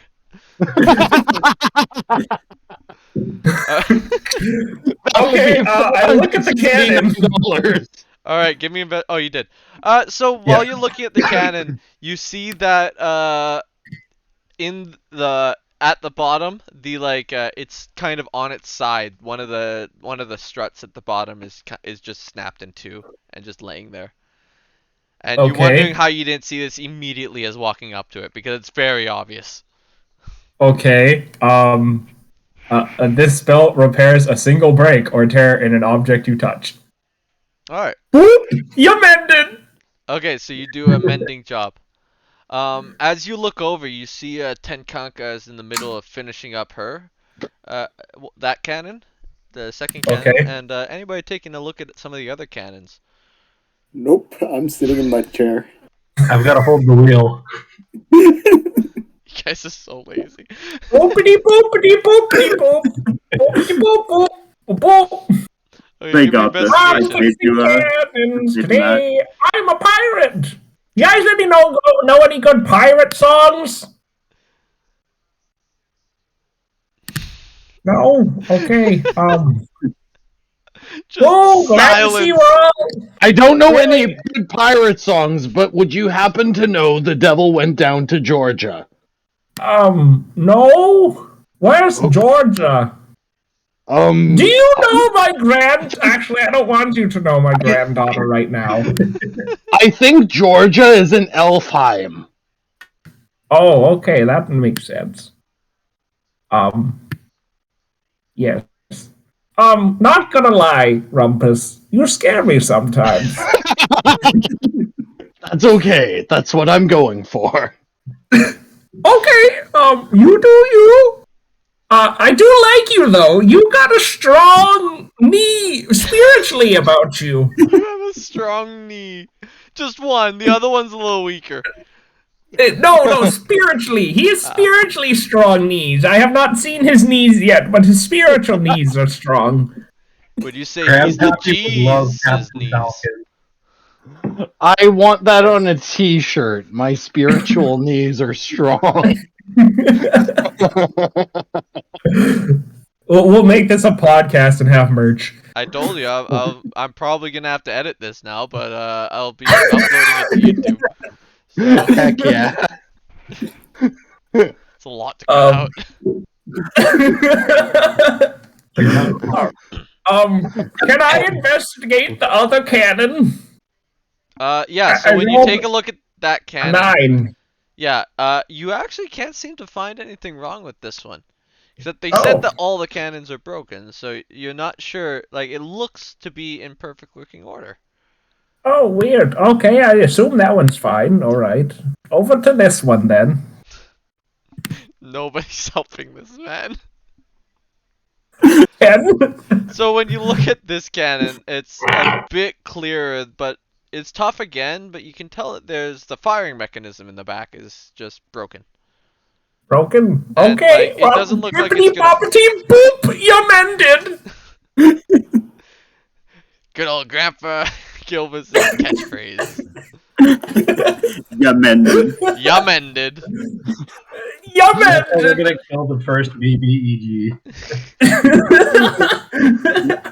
Boop! You mended You're with dead! the brain. Alright, so as you fix that cannon, you can't help but feel that there's something wrong with that other cannon, but you can't figure it out, and you feel like you're gonna need help. Well, I wonder who can help me. Well, a learning opportunity, Rumpus. Can you help me figure out this, what's wrong with this cannon over here? Well, I can make it look better. I can I can deceive the mind to make others think it looks better. I can try to make it look better, but given how my fireworks went... Look, I just need to figure out what's wrong with it. I need help. Okay, I'm asking you for help to figure out what's wrong. But given how my fireworks display went, if we go through this diagnostic, are you okay with it accidentally exploding? Just asking. Yes, as long as I am allowed to move back before you do something, then yes. Okay, that's fair. Let's try. Everyone needs learning. Learning is good. I have lots of books. You know, I could give you a book if you want. Well, you know what? First, let's see if we don't blow this up while we experiment on it. Let's experiment on it and see if it blows up. Okay, all right. Let's just investigate to see what's wrong first. No. Let's see if it blows up first, and then we can investigate afterward. Okay, I hide behind the mast. Alright, so what are you doing? Well, the first thing I'm going to do is hold the object in my hand, and The I cannon! will... You're just gonna put the cannon in your hand! Yes, I will heft it up as it wheels up slowly, give me a and I will strength check. incant a spell. Oh, Sorry, what are am you I rolling? lifting the cannon off the ground, or are you just, like, looking into it? I'm lifting up the gun, like slowly hefting it upward as I'm incanting the spell. So I'm aiming What the are you gun upward. casting? I don't know, and I don't care. It kind of matters. You can't just cast. I'm just being asked to analyze it. All That's right, what so I'm you're doing. pretending to cast a spell. Yeah, That's what I'm getting from this. Absolutely. All right, I'm just ahead. just casting a spell. go ahead. Pretend to cast a spell. Okay, so you can roll deception, and Aaron, you can roll insight, and we'll see if you can figure out that you're not casting a spell. This is so perfect. I love this. No! I got a 6. So Aaron, you're pretty sure this man just casted some kind of spell on that cannon, Oh! and you have no idea what it did. Could you explain to me what happened with that spell you cast? I can't seem to figure out, like, what did you fix it? What was wrong with it? Oh, don't worry about it. It's fine. Trust me, it's fine. Use it. Oh, okay, I'll try. Well, I don't know how to use a cannon. Do you know how to use a cannon? Don't worry, that was part of the spell I put in. Just know try how to use a it. cannon? Sure, why not? Wait, okay, 1 second. Let You me guys look can if I have a roll book about this. for this conversation too. What a book of question He's for the like, here's the DM. thing. Usually I have to ask if you're lying. I know this man's lying through his teeth. But like I rolled and I believe him, so I Yeah, have to you believe believe the this. spell. You can stick on yeah. that if you want. Oh, do I believe him or do I believe that the spell You happened? believe that he cast a spell on it. You don't. You guys can roll deception and insight again to see if you believe that you Okay. should fire it, and that If it nothing makes- will go wrong. If it makes any difference whatsoever, my character is definitively full of crap. So I got a 23. Okay, so roll deception one more time, and we'll see if Aaron can figure out that that you're not lying through your teeth here. Watch, he'll get 24. 23 would do it. 9. You got 9. Ah. I'm good. I was actually gonna give him advantage too, but still one short because you were still believing him from the spell. Yeah, that makes sense. So yeah, so you can tell. You think Um, he cast a spell on it, but you can tell he's lying through his teeth that it fixed it. yes. What spell? Can you tell me about this spell? Because I don't really think that you fixed it. Yeah, I don't believe you. it was the Quantrum of Pozalia. Quantra. You know. I pull out a book and start writing. Quantrum of Quantrum of The U. Pozalia. Yeah, if you're looking to Question mark. cross-reference, the U in Quantrum is actually an X. Just so you know. Oh, okay. U is equal to X. Once yes. On what did you, like, what part of it did you, okay. I'm just gonna, nice talking to you. I'm gonna just, Grandpappy's just gonna walk over to the Kenku. What's the Kenku's name again? Tenkanka. Why is he so Tenkanka? Musang. Why is he Can, so worried? Why is he so worried? It's clearly fixed. There's nothing wrong with it. Hello? Ignoring. Can you help me figure out what's wrong with this? The fourth cannon over here. As you do that, you turn around and you see that what's your name? You see Tarfer's making its way back upstairs with a cannonball in his hand, and he walks right up to the cannon. Oh, Toffer, it is Yeah. not fixed, and I don't know what he put on it. I put the cannonball in it and say it's fixed. Okay, I'm just gonna walk behind the mast for no particular reason, and, hide. Yes, yes. Yeah, right. When the ship steering Minotaur says it's fine, but when the crazy wizard says it's fine. Who's the crazy wizard in this situation? Never you mind. Okay. I'm just gonna go read my book beside Mr. Yes, you. Mr. You. There. I'm sorry. What is your name? The name's Dale Frost. I just All right, Mr. Frost. Should be hyphenated with you.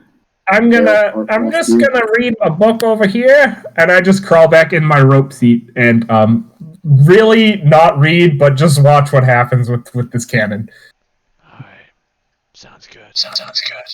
Whoa. Okay. I can hear myself. Hello, me. Oh. You're a strange one, aren't you? I actually have those kinds of nights all the time. It's part of being a demon wizard. Eavesdropper. Tarfer just walks back up to the wheel, just muttering under his breath, "Crazy wizard." So as you get back to the wheel, you see your familiar parrot come back, He goes, Squawk! Well done on fixing the cannons! Squawk! You've done a good job. The final thing you must do... Sorry, I'm a liar. The second last thing you must do is repair your sails. And with that, you all look up and see that the sails are in perfect condition. And then the parrot flies nosediving right through them and tears them all to shreds. Okay, so the first thing I'm gonna do is sue that parrot for filing a false statement. Squawk! Never filed a statement, just verbalized it. Squawk! And with that, it flies off into the distance with your torn sails. No. They got this. I keep sitting in my chair. Useless man. Hey, I got a shotgun for a reason. Anybody got any ideas? I trust you guys. Right now you have What? 3 torn Okay. sails. Oh, hey, I have an idea. Let me One guess. second. Let me guess. Can I ritual cast Find Familiar? Find familiar. Yes. How long's the ritual for that? It's like 30 minutes, isn't it? It's 10. 10? I mean, sure, you can ritual cast Find Familiar for the next 10 minutes. Okay, yeah, I'm gonna do that for the next... Oh, no, casting time is 1 hour. Never mind, I am not doing that. That's weird. So, yeah, You no. found some ropes and some sheets of cloth down at the brig. I just call that out. When I was down looking for the cannonball, I think I saw some sheets and maybe some rope, a couple other materials. If someone wants to run down there and grab them, that might be helpful. Sure, I'll do that! And I make 7 trips. 7? What are you Yes. grabbing? Pardon? What did you grab in 7 trips down to the brig? The rope in 3 and the cloth in 4. Okay, so now you just have a ton of rope and cloth on the upper deck. Well, no, I'm thinking I could not carry much, and that's why I made so gotcha. many trips. Okay, so you Yeah. carry one piece of rope at a time. Exactly. Alright, so now you have rope and cloth on the upper deck, and you still have sails way up in the air that need a fix. Aye, aye, Captain! Good job. You got this. I just look over to him sitting beside me and just ask, "Do you do stuff?" Hey, I'm obeying Rule 47. I got no choice. I thought Rule 47 just applied to whoever gets shotgun, not that shotgun has to stay in the shotgun seat the whole time. It's a matter of interpretation, and since I am the one who got it, I'm not sure about that, because, rule number 17 is there is no interpretation. Haven't you read That's the a Pirate's cool Code rule. before? I was not handed a copy. So then, I am shotgun. I'm currently executing my function. Oh, you're gonna get executed soon, alright. Is that a threat? Yeah, that is. What are you Don't gonna make do? me get up off Or the my other- shotgun chair. Yo, like, do you need someone to drive him crazy? Cause like that's Rumpus's bag. Like, I got you, man. Oh, I'll call Rumpus. I hear Thanks, he's good God. with magic. Thanks, pirate god. You didn't I'm not call Pirate shotgun. God, I'm Dalecore. Oh, I thought you were Poseidon. Sorry, I get them all confused. Yeah, you know what? Just you deal with him. I'm just on the sea all the time. Go. So who's good at climbing? Oh, I heard there was a cat on the other boat. Dang. Oh man, that's the one Neptune watches over. Oh, man. Shouldn't there be like, okay, do we have a crow's nest on this ship as I look up? Yeah, there's a crow's nest. So then there's a way No, to no, climb no, up to no. the This is a crow's bad nest. ship. You don't have a crow's nest. Oh, This is a bad ship. okay. You don't have a crow's nest. I thought this, okay. Never mind. Okay, I have an idea. Oh, this is gonna go great. Okay, thank you for the. I will take that as of a good way and saying it's excitement for my plan. Don't worry, So, believe me. doing some mathematics in my brain, I have come to the decision that it is possible that if someone were to throw me on and I caught onto the sheet, since it like how badly are like the sails torn? They're torn as like they're the size of a parrot using his beak to like rip through. So they're not big tears, but they're Oh, okay. tears.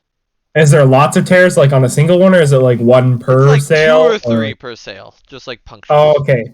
All right. So, I could try to catch the thing and then mend it together again, and then fall off and then get thrown back on and stuff. But I may die if I hit the ground. What we could do is get 4 people, one big piece of cloth, and then launch Gilbus up that way. That would work too.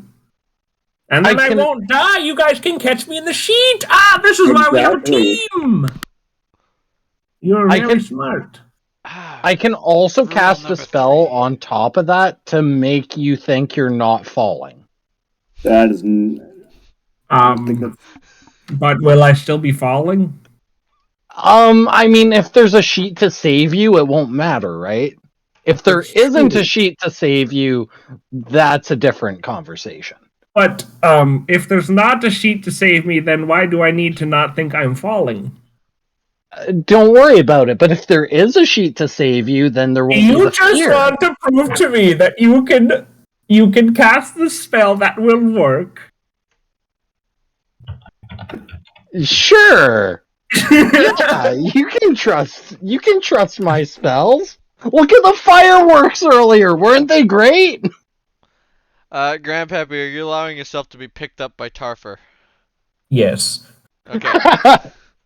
So Tarfer I'm picks you still up. I am still talking to Rumpus as he does. Carver's just slowly winding up and getting ready to throw. Alright, so whenever you want, Tarfer, you can give me a strength check to see how well you launch him. Hang on, we need the sheet to catch him. You guys might want to be in position to catch him, because I'm not going to be. Also, I just want to confirm that Tarfer was hearing all of this conversation, but was just not acknowledging any You of guys it. are on a boat. It's not really hard to hide the deck of a boat. It's not really hard to hide No. conversations. Back Especially in when they're my involving day- Grandpappy. Where do we go? I guess somewhere around here. Go around Back the boat. in my day, you could get privacy on the deck of a boat. I guess I'll carry him so that we're close to one of the sails, and then so that like I'm not gonna accidentally throw him too far. Yep. Yeah, and then the other 4 of us can. Just be somewhere in like here. Yeah, Alright, well, you can give me a strength check and we'll see how this goes. Okay, I've got an actual dice here because I want to actually roll. Yep. All right, here we go. Strength check. What do I add to that? I'm strong, I think. I'd hope so. Okay, when I add 6 to this, I end up with a natural 1. Not quite. I think you don't add proficiency to this. It's just a check, right? Yeah, it's just a check. Not a saving throw. Not a save. Okay, then 19. 19. Okay, so yeah, you launch him up right where you were aiming, but I do want either acrobatics or athletics to see if you can grab onto the sail like you said you were gonna do. Okay, I'm also gonna roll an actual dice. Mhm. 12. No, yes, 12. Alright, so yeah, you managed to just grapple onto the sail and hang there. Now you're Okay. hanging on a sail next to a big old hole in it. And basically all the holes in that sail are grouped together, so it's gonna be nice and easy. Okay. Then can I cast Mending 3 times? Yeah, sure. Or do you want me to do dexterity checks for each Ah, one? you can cast Mending, you're there. Matt put you right where you Okay. need to be. Okay, sweet. Alright, so yeah, you cast Mending and one of the 3 sails is fixed, and now you find yourself hanging from a sail with a thin piece of sheet below you, and 4 people who you do not trust holding it. Well, And you can see across the way the second sail ready to be fixed. But you can't quite just reach to it. You'll have to try something if you want to get over there. Tarfer, how much rope you yes. got? Oh, sorry. How much Sorry. rope I got? Yeah. I think I have a bunch in my little pack here. You guys got any rope you need that Okay. he brought it from downstairs. If you toss it over both masts, then Gilbus can go across on the rope, and you don't have to toss him up every time. Yeah, that's true, actually. If And we can Gilbus follow- could do that. Can I try and find something to anchor the rope and then try and toss it so it loops over both of the sails? Yeah, that's good. Create So like a then, tight I'll just let you do that, dude. You don't even have to roll. Sweet. So we're So making now there's a rope. tight rope at the top. What do you want to do with that? Okay, well, I guess Gilbus will try to. Sorry, there. I guess Gilbus will try to climb up the sail to the top. Alright, you're gonna need acrobatics or athletics for this, my friend. Okay, I'll try again. We're ready to catch. I want to say that this is more athletics than acrobatics, I let you roll considering, but yours. I will rather take acrobatics. Because 6. Otherwise, guys 3 see- with athletics. You guys see Grandpappy climb his way to the top and get on the rope, and about halfway across the rope, he looks down, and he kind of freezes up for a second, and he loses the grip and just starts plummeting to the ground. And Okay. Oh luckily you guys have the sheet there, and you're able to catch him this time, but you feel like the sheet almost slipped out of your hands, and it might slip out of your hands in the force of impact if it were to happen again. Okay. I think I have something I can do One here. of 3 sails repaired. Ev- There's 3? Yeah, there's 3 sails. There's one at the front as well. Or the back, I guess, sorry. Oh. The bow. Okay. Stern. So the situation is he's falling, he gets caught, but he's only barely hanging on, right? Oh, I should point out, did everybody actually try to catch him, or did anybody let up while holding the thing? I definitely Hold tried. on. You can message me a private message if you let go when he landed. That's okay. You can also just say it out loud. It's Yeah, you can fine. say it out loud too if you want it to be obvious. I held it taut. I tried. I held on. Alright, it was held taut. Yeah. Sorry, what were you gonna try then? No, I was just wondering, what was going on with it? Was it that there weren't enough of us, or? Well, I have another idea if it's almost slipping out of our hands. If we lash the sheet to all 4 cannons, those cannons are very heavy. Okay, so if it's slipping out of our hands, I have something for an extra set of hands. So I'm looking at casting Unseen Servant to give us an extra set of hands. That's fair. How long does that last? Does it last for a long time? It gives us up to an hour. Oh. And range is 60 feet. That doesn't help in actually fixing the sails. I'm just gonna throw that out there. But Okay. it does for holding the sheet, though, right? It does. Yeah, it helps us minimalize casualties, at least. Is I that could also really a just casualty, or is landing that up there with him on my shoulders. I think I'm probably a pretty good climber.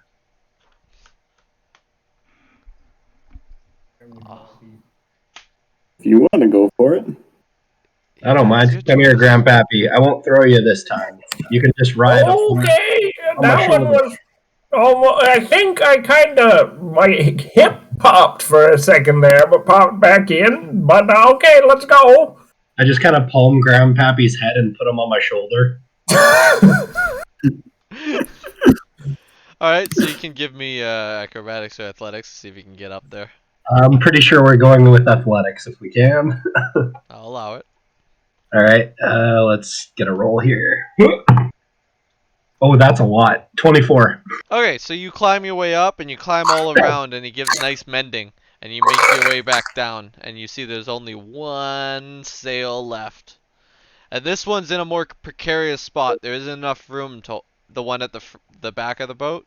There isn't enough room to hold the sheet taut enough for it to catch anybody if it falls. I mean, should I just do it again? I mean, that makes sense, but I mean, I can take one for the team if we need. Just make sure you get me into stable condition after. I think it's safer if I try to carry you up. Okay. That way, if we fall, I can try and land under you. I guess I'd rather you not land on top of me, or I probably will die. Yeah, that might actually. Your strong knees will kill me. I'm just imagining the Captain Falcon knee now and just finishing him with it. Oh man, that'd be painful and I love it. Alright, I'm going for it, unless anybody has any complaints. Nope. Alright, here we go. I like how Max has equivalently done nothing but hold the sheet the entire time we've been on the boat. Yeah, we finally got up. Hey, I got out of the chair. That's a pretty big commitment there. 16. Okay, yeah, so you managed to climb your way up and get it nice and mended. And as you're making your way back down, you realize something. You look over and you see that there are... Well, you guys over here. As you get to the ground, you guys see, all of a sudden, out of nowhere, a whole bunch of merfolk appear on the sides of the ship. And everyone roll initiative. Let's get this going. An actual battle. My name is so long. It's insane. And it's not Grandpappy, it's Grandpappy. I'm just gonna put it in the chat, but I'm rolling it. This might be the first time I've ever rolled the highest. Well, it's because before you had a terrible. Yeah, I think I had it was minus one or -1 or two. -2 or whatever. Yeah. Did mine go through, guys? Yeah, it did. No. I just have Yeah. Oh yeah, it to did. add them. It did? Cat. Yeah. I know, but I always rolled terribly on top of it too. I'd roll like an 8. What the heck? Oh, Why isn't that dang. in order? What? Oh, there we go. For podcast listeners, I got a 13. Podcast listeners. Alright, so what do you get, Matt? 5? 5. Yeah, I rolled real low. I think I rolled a 3. You could have a 4.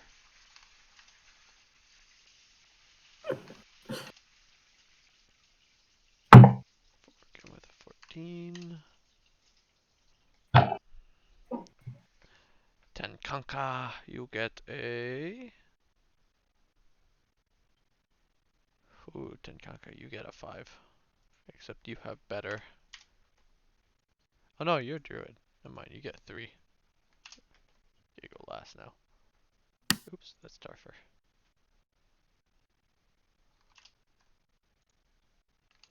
And Delcor, you get a 12. And the bad guys get an 8. I think. No, a 7. Not that changes anything.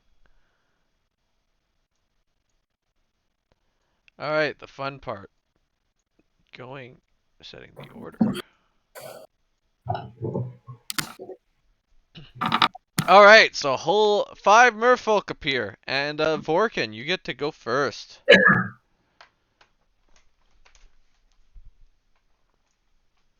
waiting for my character sheet to load. Loading, Okay. loading, and loading, loading.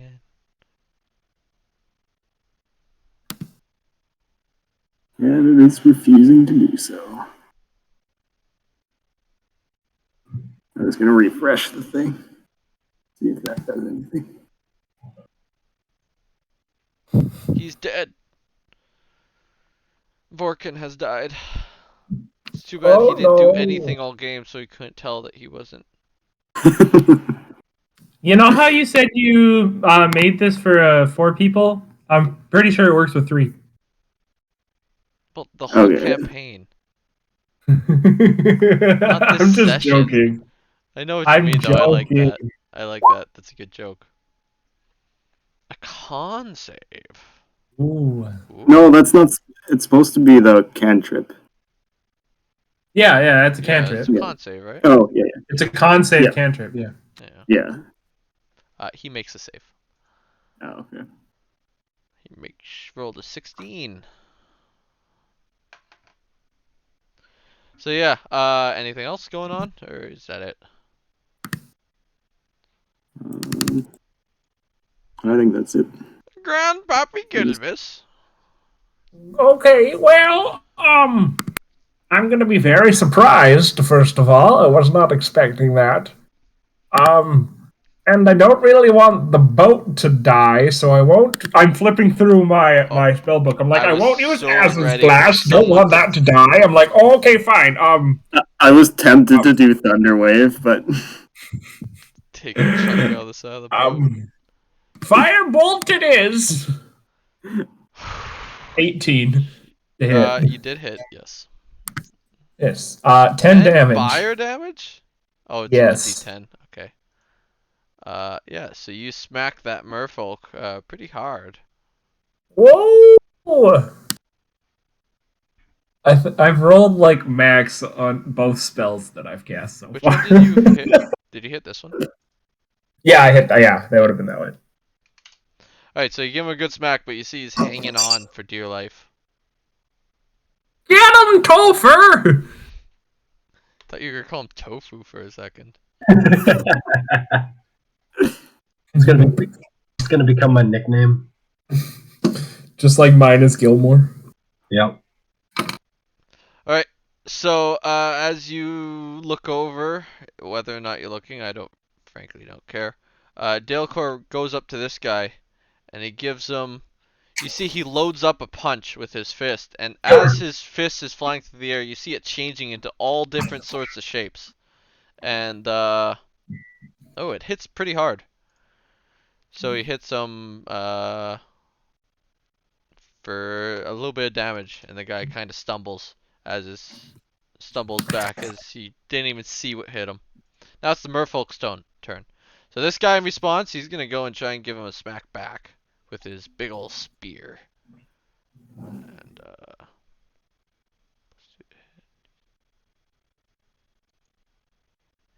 so he's gonna actually miss Delacour.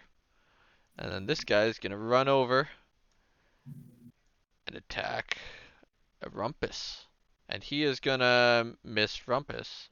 Unless Rumpus has an AC under 7. This guy, maybe he'll land something. He's gonna attack whoever that is. That's Vorkin. And he's gonna miss because he missed with his spear, and he sucks. This guy's gonna attack Tenkanka, and he's gonna miss. What is this? Can I roll over a 10, please? That'd be fun. And now the one guy who's just hobbling is gonna get his revenge on Grandpappy Gilroy by missing. Yay! Woo! Guilt piss. So they all missed. Wait. Did hit miss hit the chair? Yeah, it did, and it punctured the chair because it was. I love that we encountered the most incompetent merman corsairs there were. You realize that just means you're gonna get crit like 8 times in a row next encounter, right? Yeah. Anyways, I Tarfer's stand turn. by it. I can't believe Tarfer! I all missed. I rolled 112. Everything else was under like a 4, except Dalecore's AC is above 12. So. Yeah, fair enough. Alright, as a bonus action, Tarfer just lets out this bellow going, ha ha, this is what I was waiting for. and then just lines up a swing and tries to take off the guy's head. All right, give me a swing. All right. That is a what do I have? 17 to hit. So you hit. So when you go to try and take off the guy's head, you manage to successfully do it and pop his head off, and it just flips backwards into the ocean. Nice. He falls over dead. Excellent. Tarfer then will just kind of pivot and then essentially just beeline at the first guy he sees. So he goes this way and just gets into combat with this guy over here. All right, Rumpus. Yes. What are you gonna do on your turn? Okay, so I've got all these guys coming at me with spears. So the first thing I want to do, I'm looking at Unseen Servant. Yeah, I'm thinking I want to kind of cast Unseen Servant and create something, basically make a meat shield for me.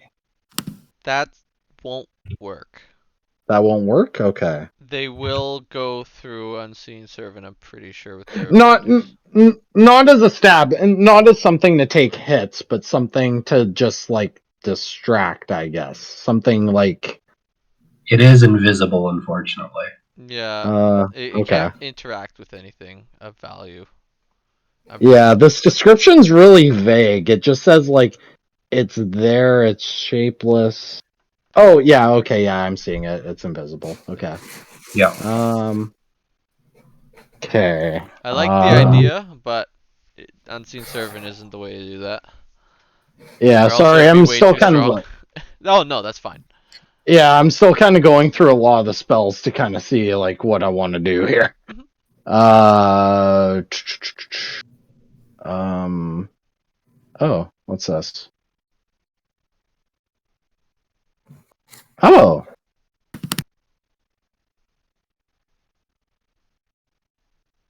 That could be useful. Okay, yeah. No, I actually like this. Maybe I will. Okay, so one of them's coming at me, right? Yeah, you got one right next to you. Okay, so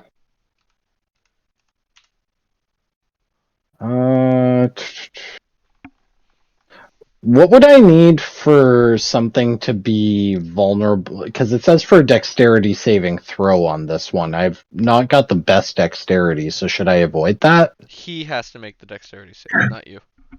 Okay. So the fact that I have low doesn't matter. Okay. Because I would want to do Hellish Rebuke on any of these mermen that are coming at me. Yeah, but Hellish Rebuke can only be used when you're attacked. Oh. I thought I was being attacked. Yeah, but he has to actually hit you.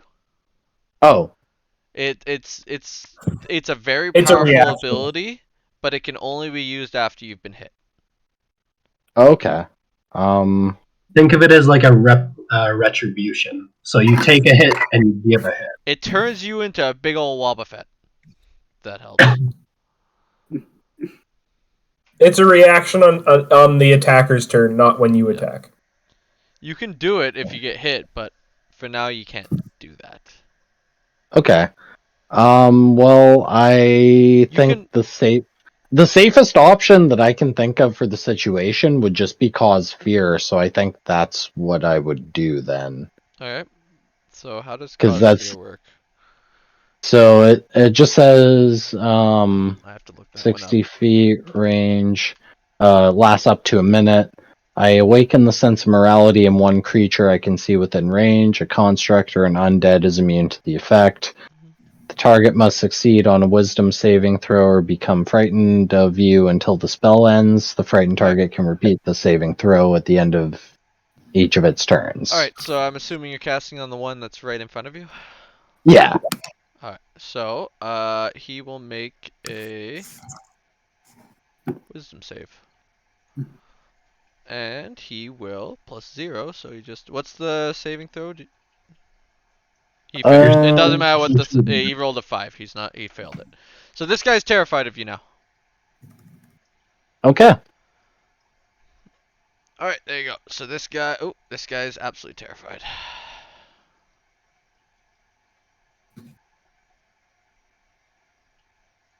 There you go. I'll give him that. Alright, so, Tenkanka's turn. Solid 3. Don't make fun of her. She's doing her best. So she will... You'll see her... What she does is she kind of, like, looks overboard. She's... yeah, she'll step...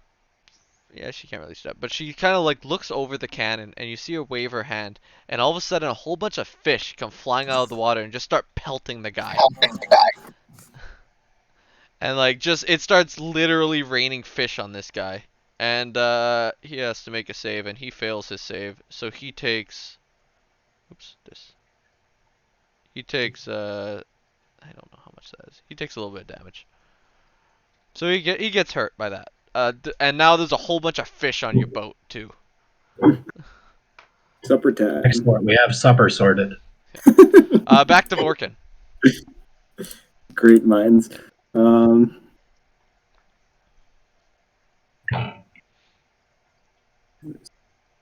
just gonna try it again.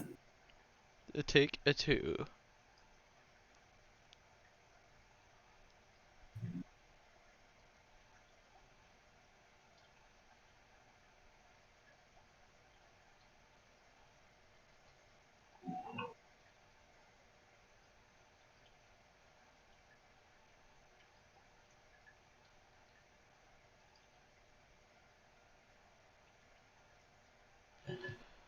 I have to make a save.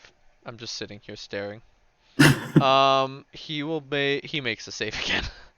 Oh my goodness. 18. Well, that's by a lot too. So Grandpappy Gilbus, your turn again. After witnessing a merman's head just get punched clean off.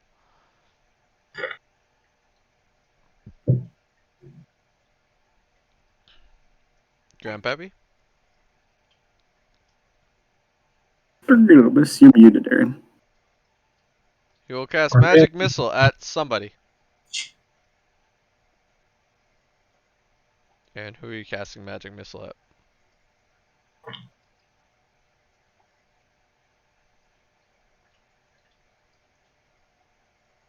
That guy. Okay. So, isn't this... It's an auto hit. Yeah, is it? Okay. Alright, so yeah, you do 4 damage. Easy, easy. Boom! Smack him nicely. Dalecore. Oh, that's me. So, you see Dalecore, gets... Once again, he's gonna... I gotta remember his abilities. Brandon, just for that magic missile. Yeah? When you cast it, it creates 3 darts. That's the damage for 1 dart. Oh, then roll 2 more. There you go. So you hit for another 7, and as the last one hits, it punctures his chest, and he just falls back overboard, dead. Sorry, I didn't realize I was. Yeah, you should muted. be muted again. Oh my goodness. Wow. Holy moly, that was so cool. I was here chilling, having a good time, and then It's Pirate Bot V3002. Oh, Well, especially if anyone's wearing headphones. yeah. Yeah, I am. Holy crap. That was surround sound Pazuzu in my ears right there. Harold's possessed. Either way, so after that shenanigans, That is much better. Yeah. Sorry, I didn't realize I was muted. I'm sorry. Well, what I did was I put 2 to this guy and 1 to this guy. oh, What? what to which one? Oh, The last one would have went to him, like the you 5. don't. Yeah, okay, fine. I'll let you Sorry. do that. Hey, look who's back alive. Sorry. I guess he's standing here. And this guy takes the last one. So you see this guy's not in good shape at all. He's most definitely hobbling. Back to Dalecore. So you see Dalecore. Dalecore, all of a sudden, only Rumpus hears this. You all of a sudden hear just a ton of different voices coming from Dalecore. And I want you to make a wisdom save. Who? Rumpus. Wait, sorry? You have to make a wisdom save. Okay. He's gonna fail, and he's gonna fail.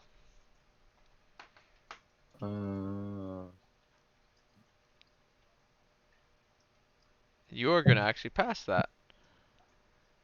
Alright, so you hear a whole bunch of voices coming from Dalecore, but it doesn't, like, you don't feel anything, like, odd. However, you see that the enemy in front of you now just looks like he's spooked and just kind of like snapping his head and looking all over the place, as well as the one in front of Dalecore. And it's their turn again. So this guy is going to try and snap out of that. And he is going to actually succeed. And so it takes his turn to come back. This guy, he's got so much, so he's going to try and, first of all, snap out of Dalecore. He's going to fail. He's going to try and snap out of your thing. He's going to fail. And now he's just like terrified and confused. And he just starts banging his head against this post. Because he doesn't know what to do. And he takes a little bit of damage from that. This guy, he's gonna see the giant minotaur roll up and just like freeze in his steps and quickly just like the softest little stab at you. And what's your AC? 17. Oh yeah, you're good. And so he's gonna miss again. And this guy maybe get the first hit! Cool, I assume a 19 hits you. Yes. There we go. Somebody actually hit something. And you take 2 damage. Because he had a bad roll. And now it's Tarfer's turn again. After seeing such a pitiful attempt at stabbing, Tarfer's just going to kind of laugh a little bit and then jump up into the air and try and cleave this guy in 2. Okay. Go ahead, Tarfer. Does a 25 hit? Yeah. Roll your damage. No. Campaign over. 8. You need 2. I did 14. Okay, go ahead and describe the evisceration that just happened. Oh, it's pretty straightforward. He just goes straight, like, right in the middle and top to bottom. So as he gets cleaved in 2, you see 2 perfectly four. halved mermen just... And Rumpus, you get another chance. Okay. So what's the situation right now? There's a dude in front of you banging his head against the post out of sheer confusion and terror. And another one that's just been cleaved in twine. Yes. Okay. So the one that's banging its head on the post, that's what I'm all about. So what I want to do, let me see my spells here. Trying to remember.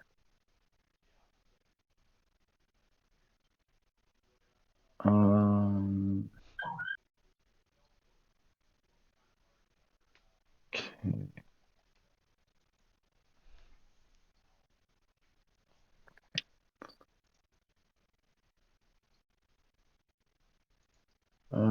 Sorry, I'm just kind of going between a couple right now.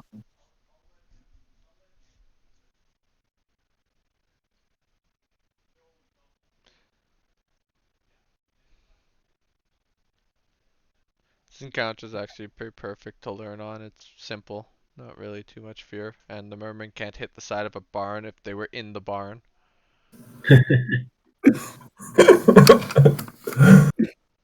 Okay, aside from these 2 mermen, how many other mermen are there? There's like, only what the other 3. threat? You can see that, It's only that, 3? and that.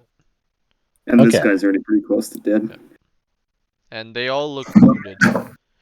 This one looks the least wounded, but it also looks like he's currently just slamming his head into a fence pole or into a wooden pole. Okay. So the one that's least wounded, what I want to try and do is use minor illusion to make it think that its other ally is an enemy and think that Alright. it's one of us and turn them against each other. Not really. I don't know how you're gonna make that work, but you can try and describe something. Okay, Because he's so currently very distracted via so that pole. basically he's banging his head into the post so many times and now he's got a concussion. So I'm like, this is my moment. So in that moment in between, I'm gonna cast that spell. And I'm Okay. gonna basically make him turn his head, see his other ally as an enemy, and just in an enraged So you're thrall casting make him minor charge illusion him. on his ally to make him look like an enemy. Exactly, to make him think his ally is responsible for him beating his head against the wall. I'll tell you right now, you can't make him think that with minor illusion, but you can make his enemy look like, or his ally look like an enemy. That's the best you can Okay. do with that. Yeah, Alright, so that's now what he I'll do. thinks this guy is an enemy. Alright, so Tenkanka's gonna turn around and realize that Matt just absolutely, or sorry, not Matt, but Tarfer just cleaved this man in half. And so Tarfer has one job. So she's gonna go in, and you can see her walk up to this man who's just you'll see her walk up to the guy who's beating his head against the post, and she just kind of like waves him off and then keeps walking past up to this guy, and you see her put a hand on him and he just explodes into guts. Dead. Just like all she did was touch him and he exploded. And you can see she looks a little winded from it, but not too winded. And it's Morgan's turn. Uh,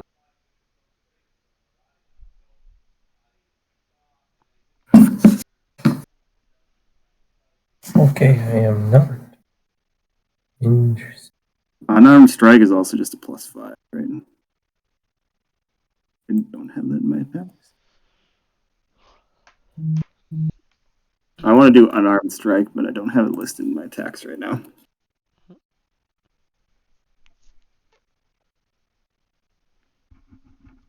You missed. And so an 11. You still missed. Okay. Well, this fight is going great. Grandpappy Gibbles. Gilbus. Gibbles? I'll keep calling him different things for the end of this. Did I write a whole source book on pets? I didn't know that. I mean, I am a gnome. Oh, sorry. There's like a D&D book called Stibble's Codex of Companions, and Hey, you've seen that too. yeah, Nice. I like him. He's funny. He's a good The one. guy who wrote it. Yeah. Anyways, I am just gonna use Firebolt again. And so fire! And he's just gonna go for this one. You missed. Oh, that sucks. And then I'm gonna move to there. Alright. Yeah. So Dalecore sees the guy that just exploded right in front of him in Tenkanka, and now he's kind of terrified, but he's gonna roll over here and once again do his weird hand shifting into different things punch. And this time, oh my god. So for that attack, he rolls a D100, and he just rolled a 100. This guy explodes into like all the pieces. Like the whole ship rocks when he punches him. And you can you swear you can just see his soul get sucked into Dalecore. It's just like he got absolutely blown up. Like you thought Tentanka's like touch and explosion was something that showed her up. It was so visceral.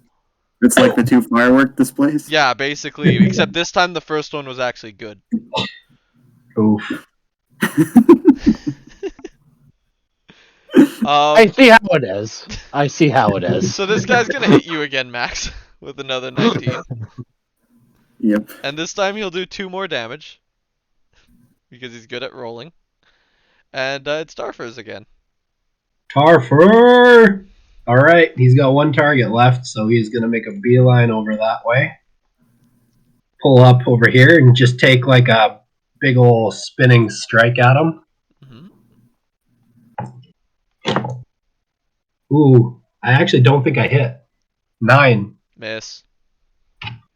Let me see. I think there might be one more thing I could try. Oh, I have to hit in order to do it. Dang it. Oh, Alright. I thought you were gonna try and pick up Vorkin and throw him at the guy so they both went overboard. I was going to try and headbutt him, but I have to hit with my attack in order to use my bonus action to knock him back with my horns. Oh, that's too bad. Yeah. Dang. It would have been cool. Rumpus, it's your turn again. And you notice that Okay. there's only one guy left. Okay.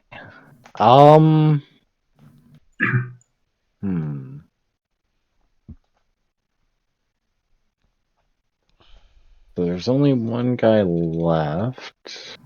Um.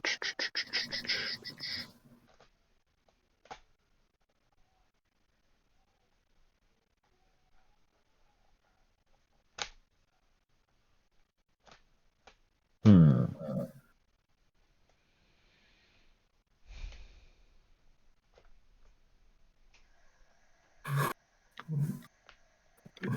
Okay.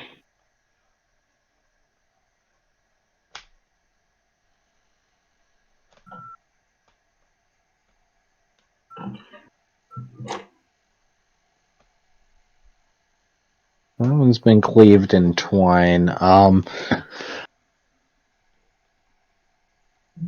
guess I'm not really sure how many spells I have left. You have... Check your... So, on your character sheet you have the spells tab.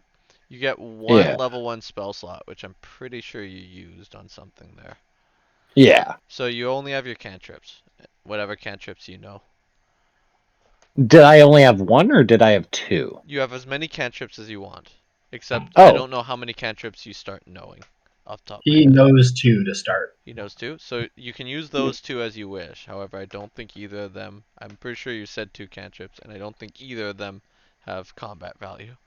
Do you have can it? also do physical You attacks. talked about taking that. Because I do have one that I think might be useful here, because there's only one enemy left, you said, right? Yeah.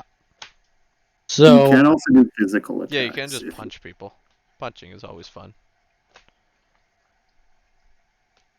Or knives. Daggers.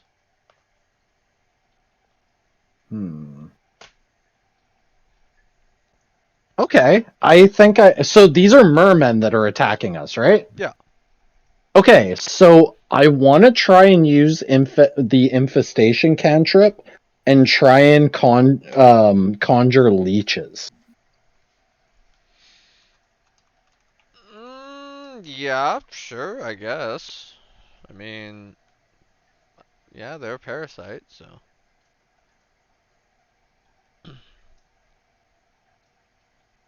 Yeah, you can, he has to make a con save, okay.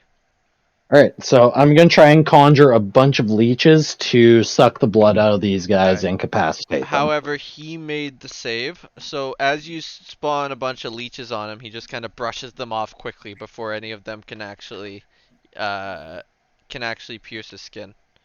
Oh my gosh, this is going the way of the fireworks display all over again.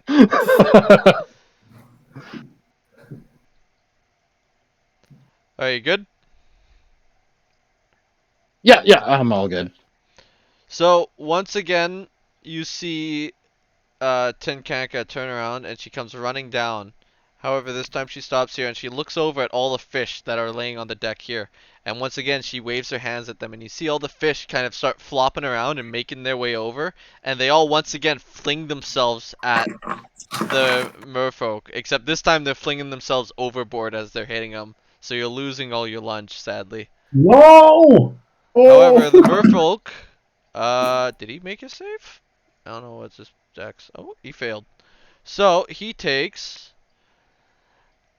So as you see, the fish just start berating him, and eventually, as you go, like one of them lodges in his mouth and just starts choking him, and you see he just suffocates and falls overboard to death. Wow, On a that's fish. brutal. That's pretty brutal. I like how two guys literally exploded from within next to you, and the guy who choked on a fish is the one that's brutal. Yeah, yeah. Like somebody got punched into oblivion and his soul got sucked up, and you're like, normal. Somebody, they laid a hand on him and he exploded internally. It's like, that's normal. And that guy choked on a fish, and you're like, oh my god. I don't see what the issue is here, Brandon. I'm sorry. I'm not seeing what the issue is. Either way, you have initiative. So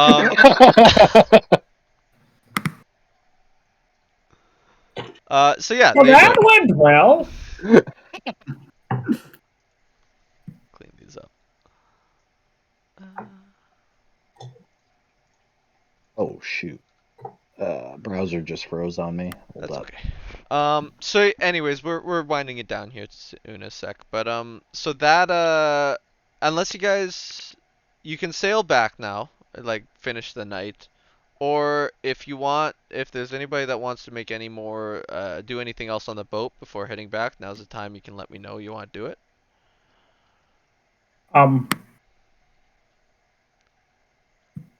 Good thinking, Rumpus. Good job. Thank And you. I walk away.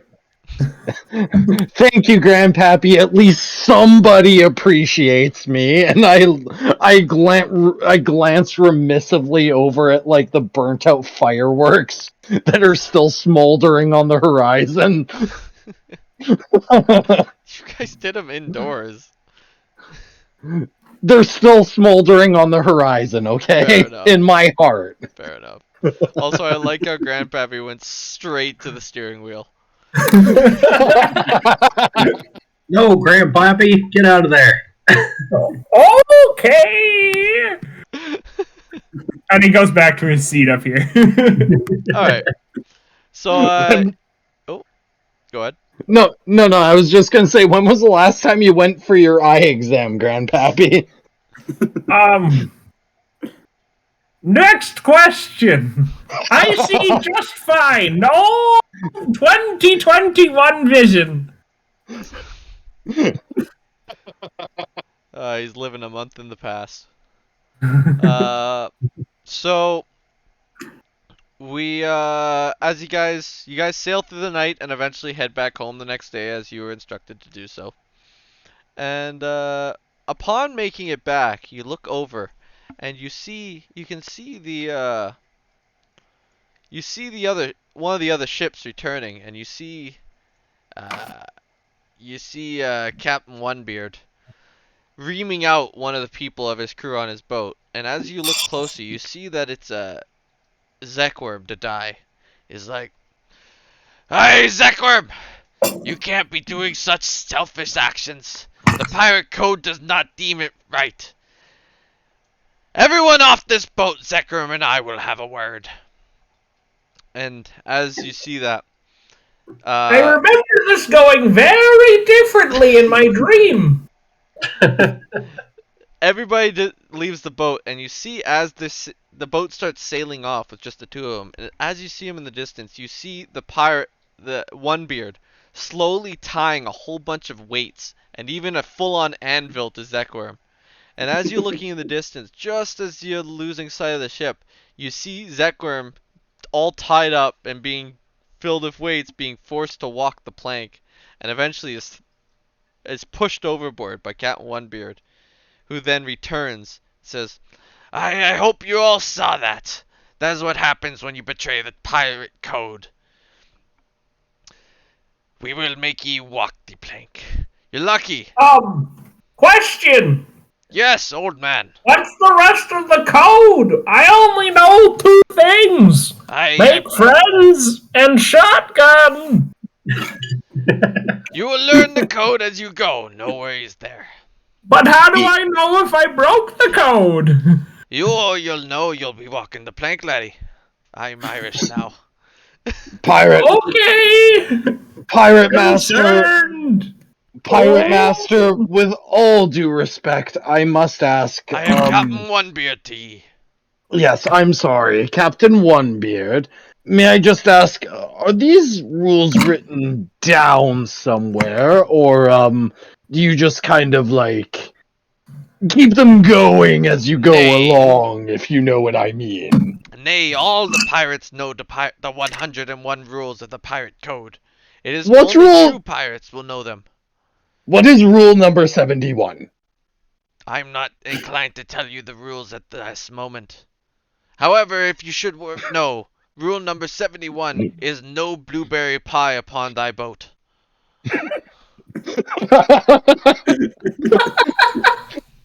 What about an apple pie? Apple pie is fine, no blueberry. Is Blueberry apple? Mm-mm. rhubarb, is that permissible? Yes, all pies are permissible, just no blueberry. What if you have something along with the blueberry, like Peach's blueberry pie? Or blueberry rhubarb? Then you will be brought before the council and judged. What about blackberry? Blackberry is not blueberry. Okay. I digress! What if you were colorblind and you meant to make a blackberry, but it was in fact a blueberry? Would you be grant clemency? I do believe that, if you refer to a rule which we have spoken of, Rule 17, where nothing is up to interpretation, you would know that you have broken the rule and would therefore be tossed overboard. Anyways, you're lucky. I will not be choosing someone who did the worst performance today to toss overboard, as that was Zekrom. So the rest of you are safe for now. Hail pirate democracy! No. That is not a pirate rule. That is just my rule. Sorry, I sneezed. I gotta stop this voice. It hurts my throat.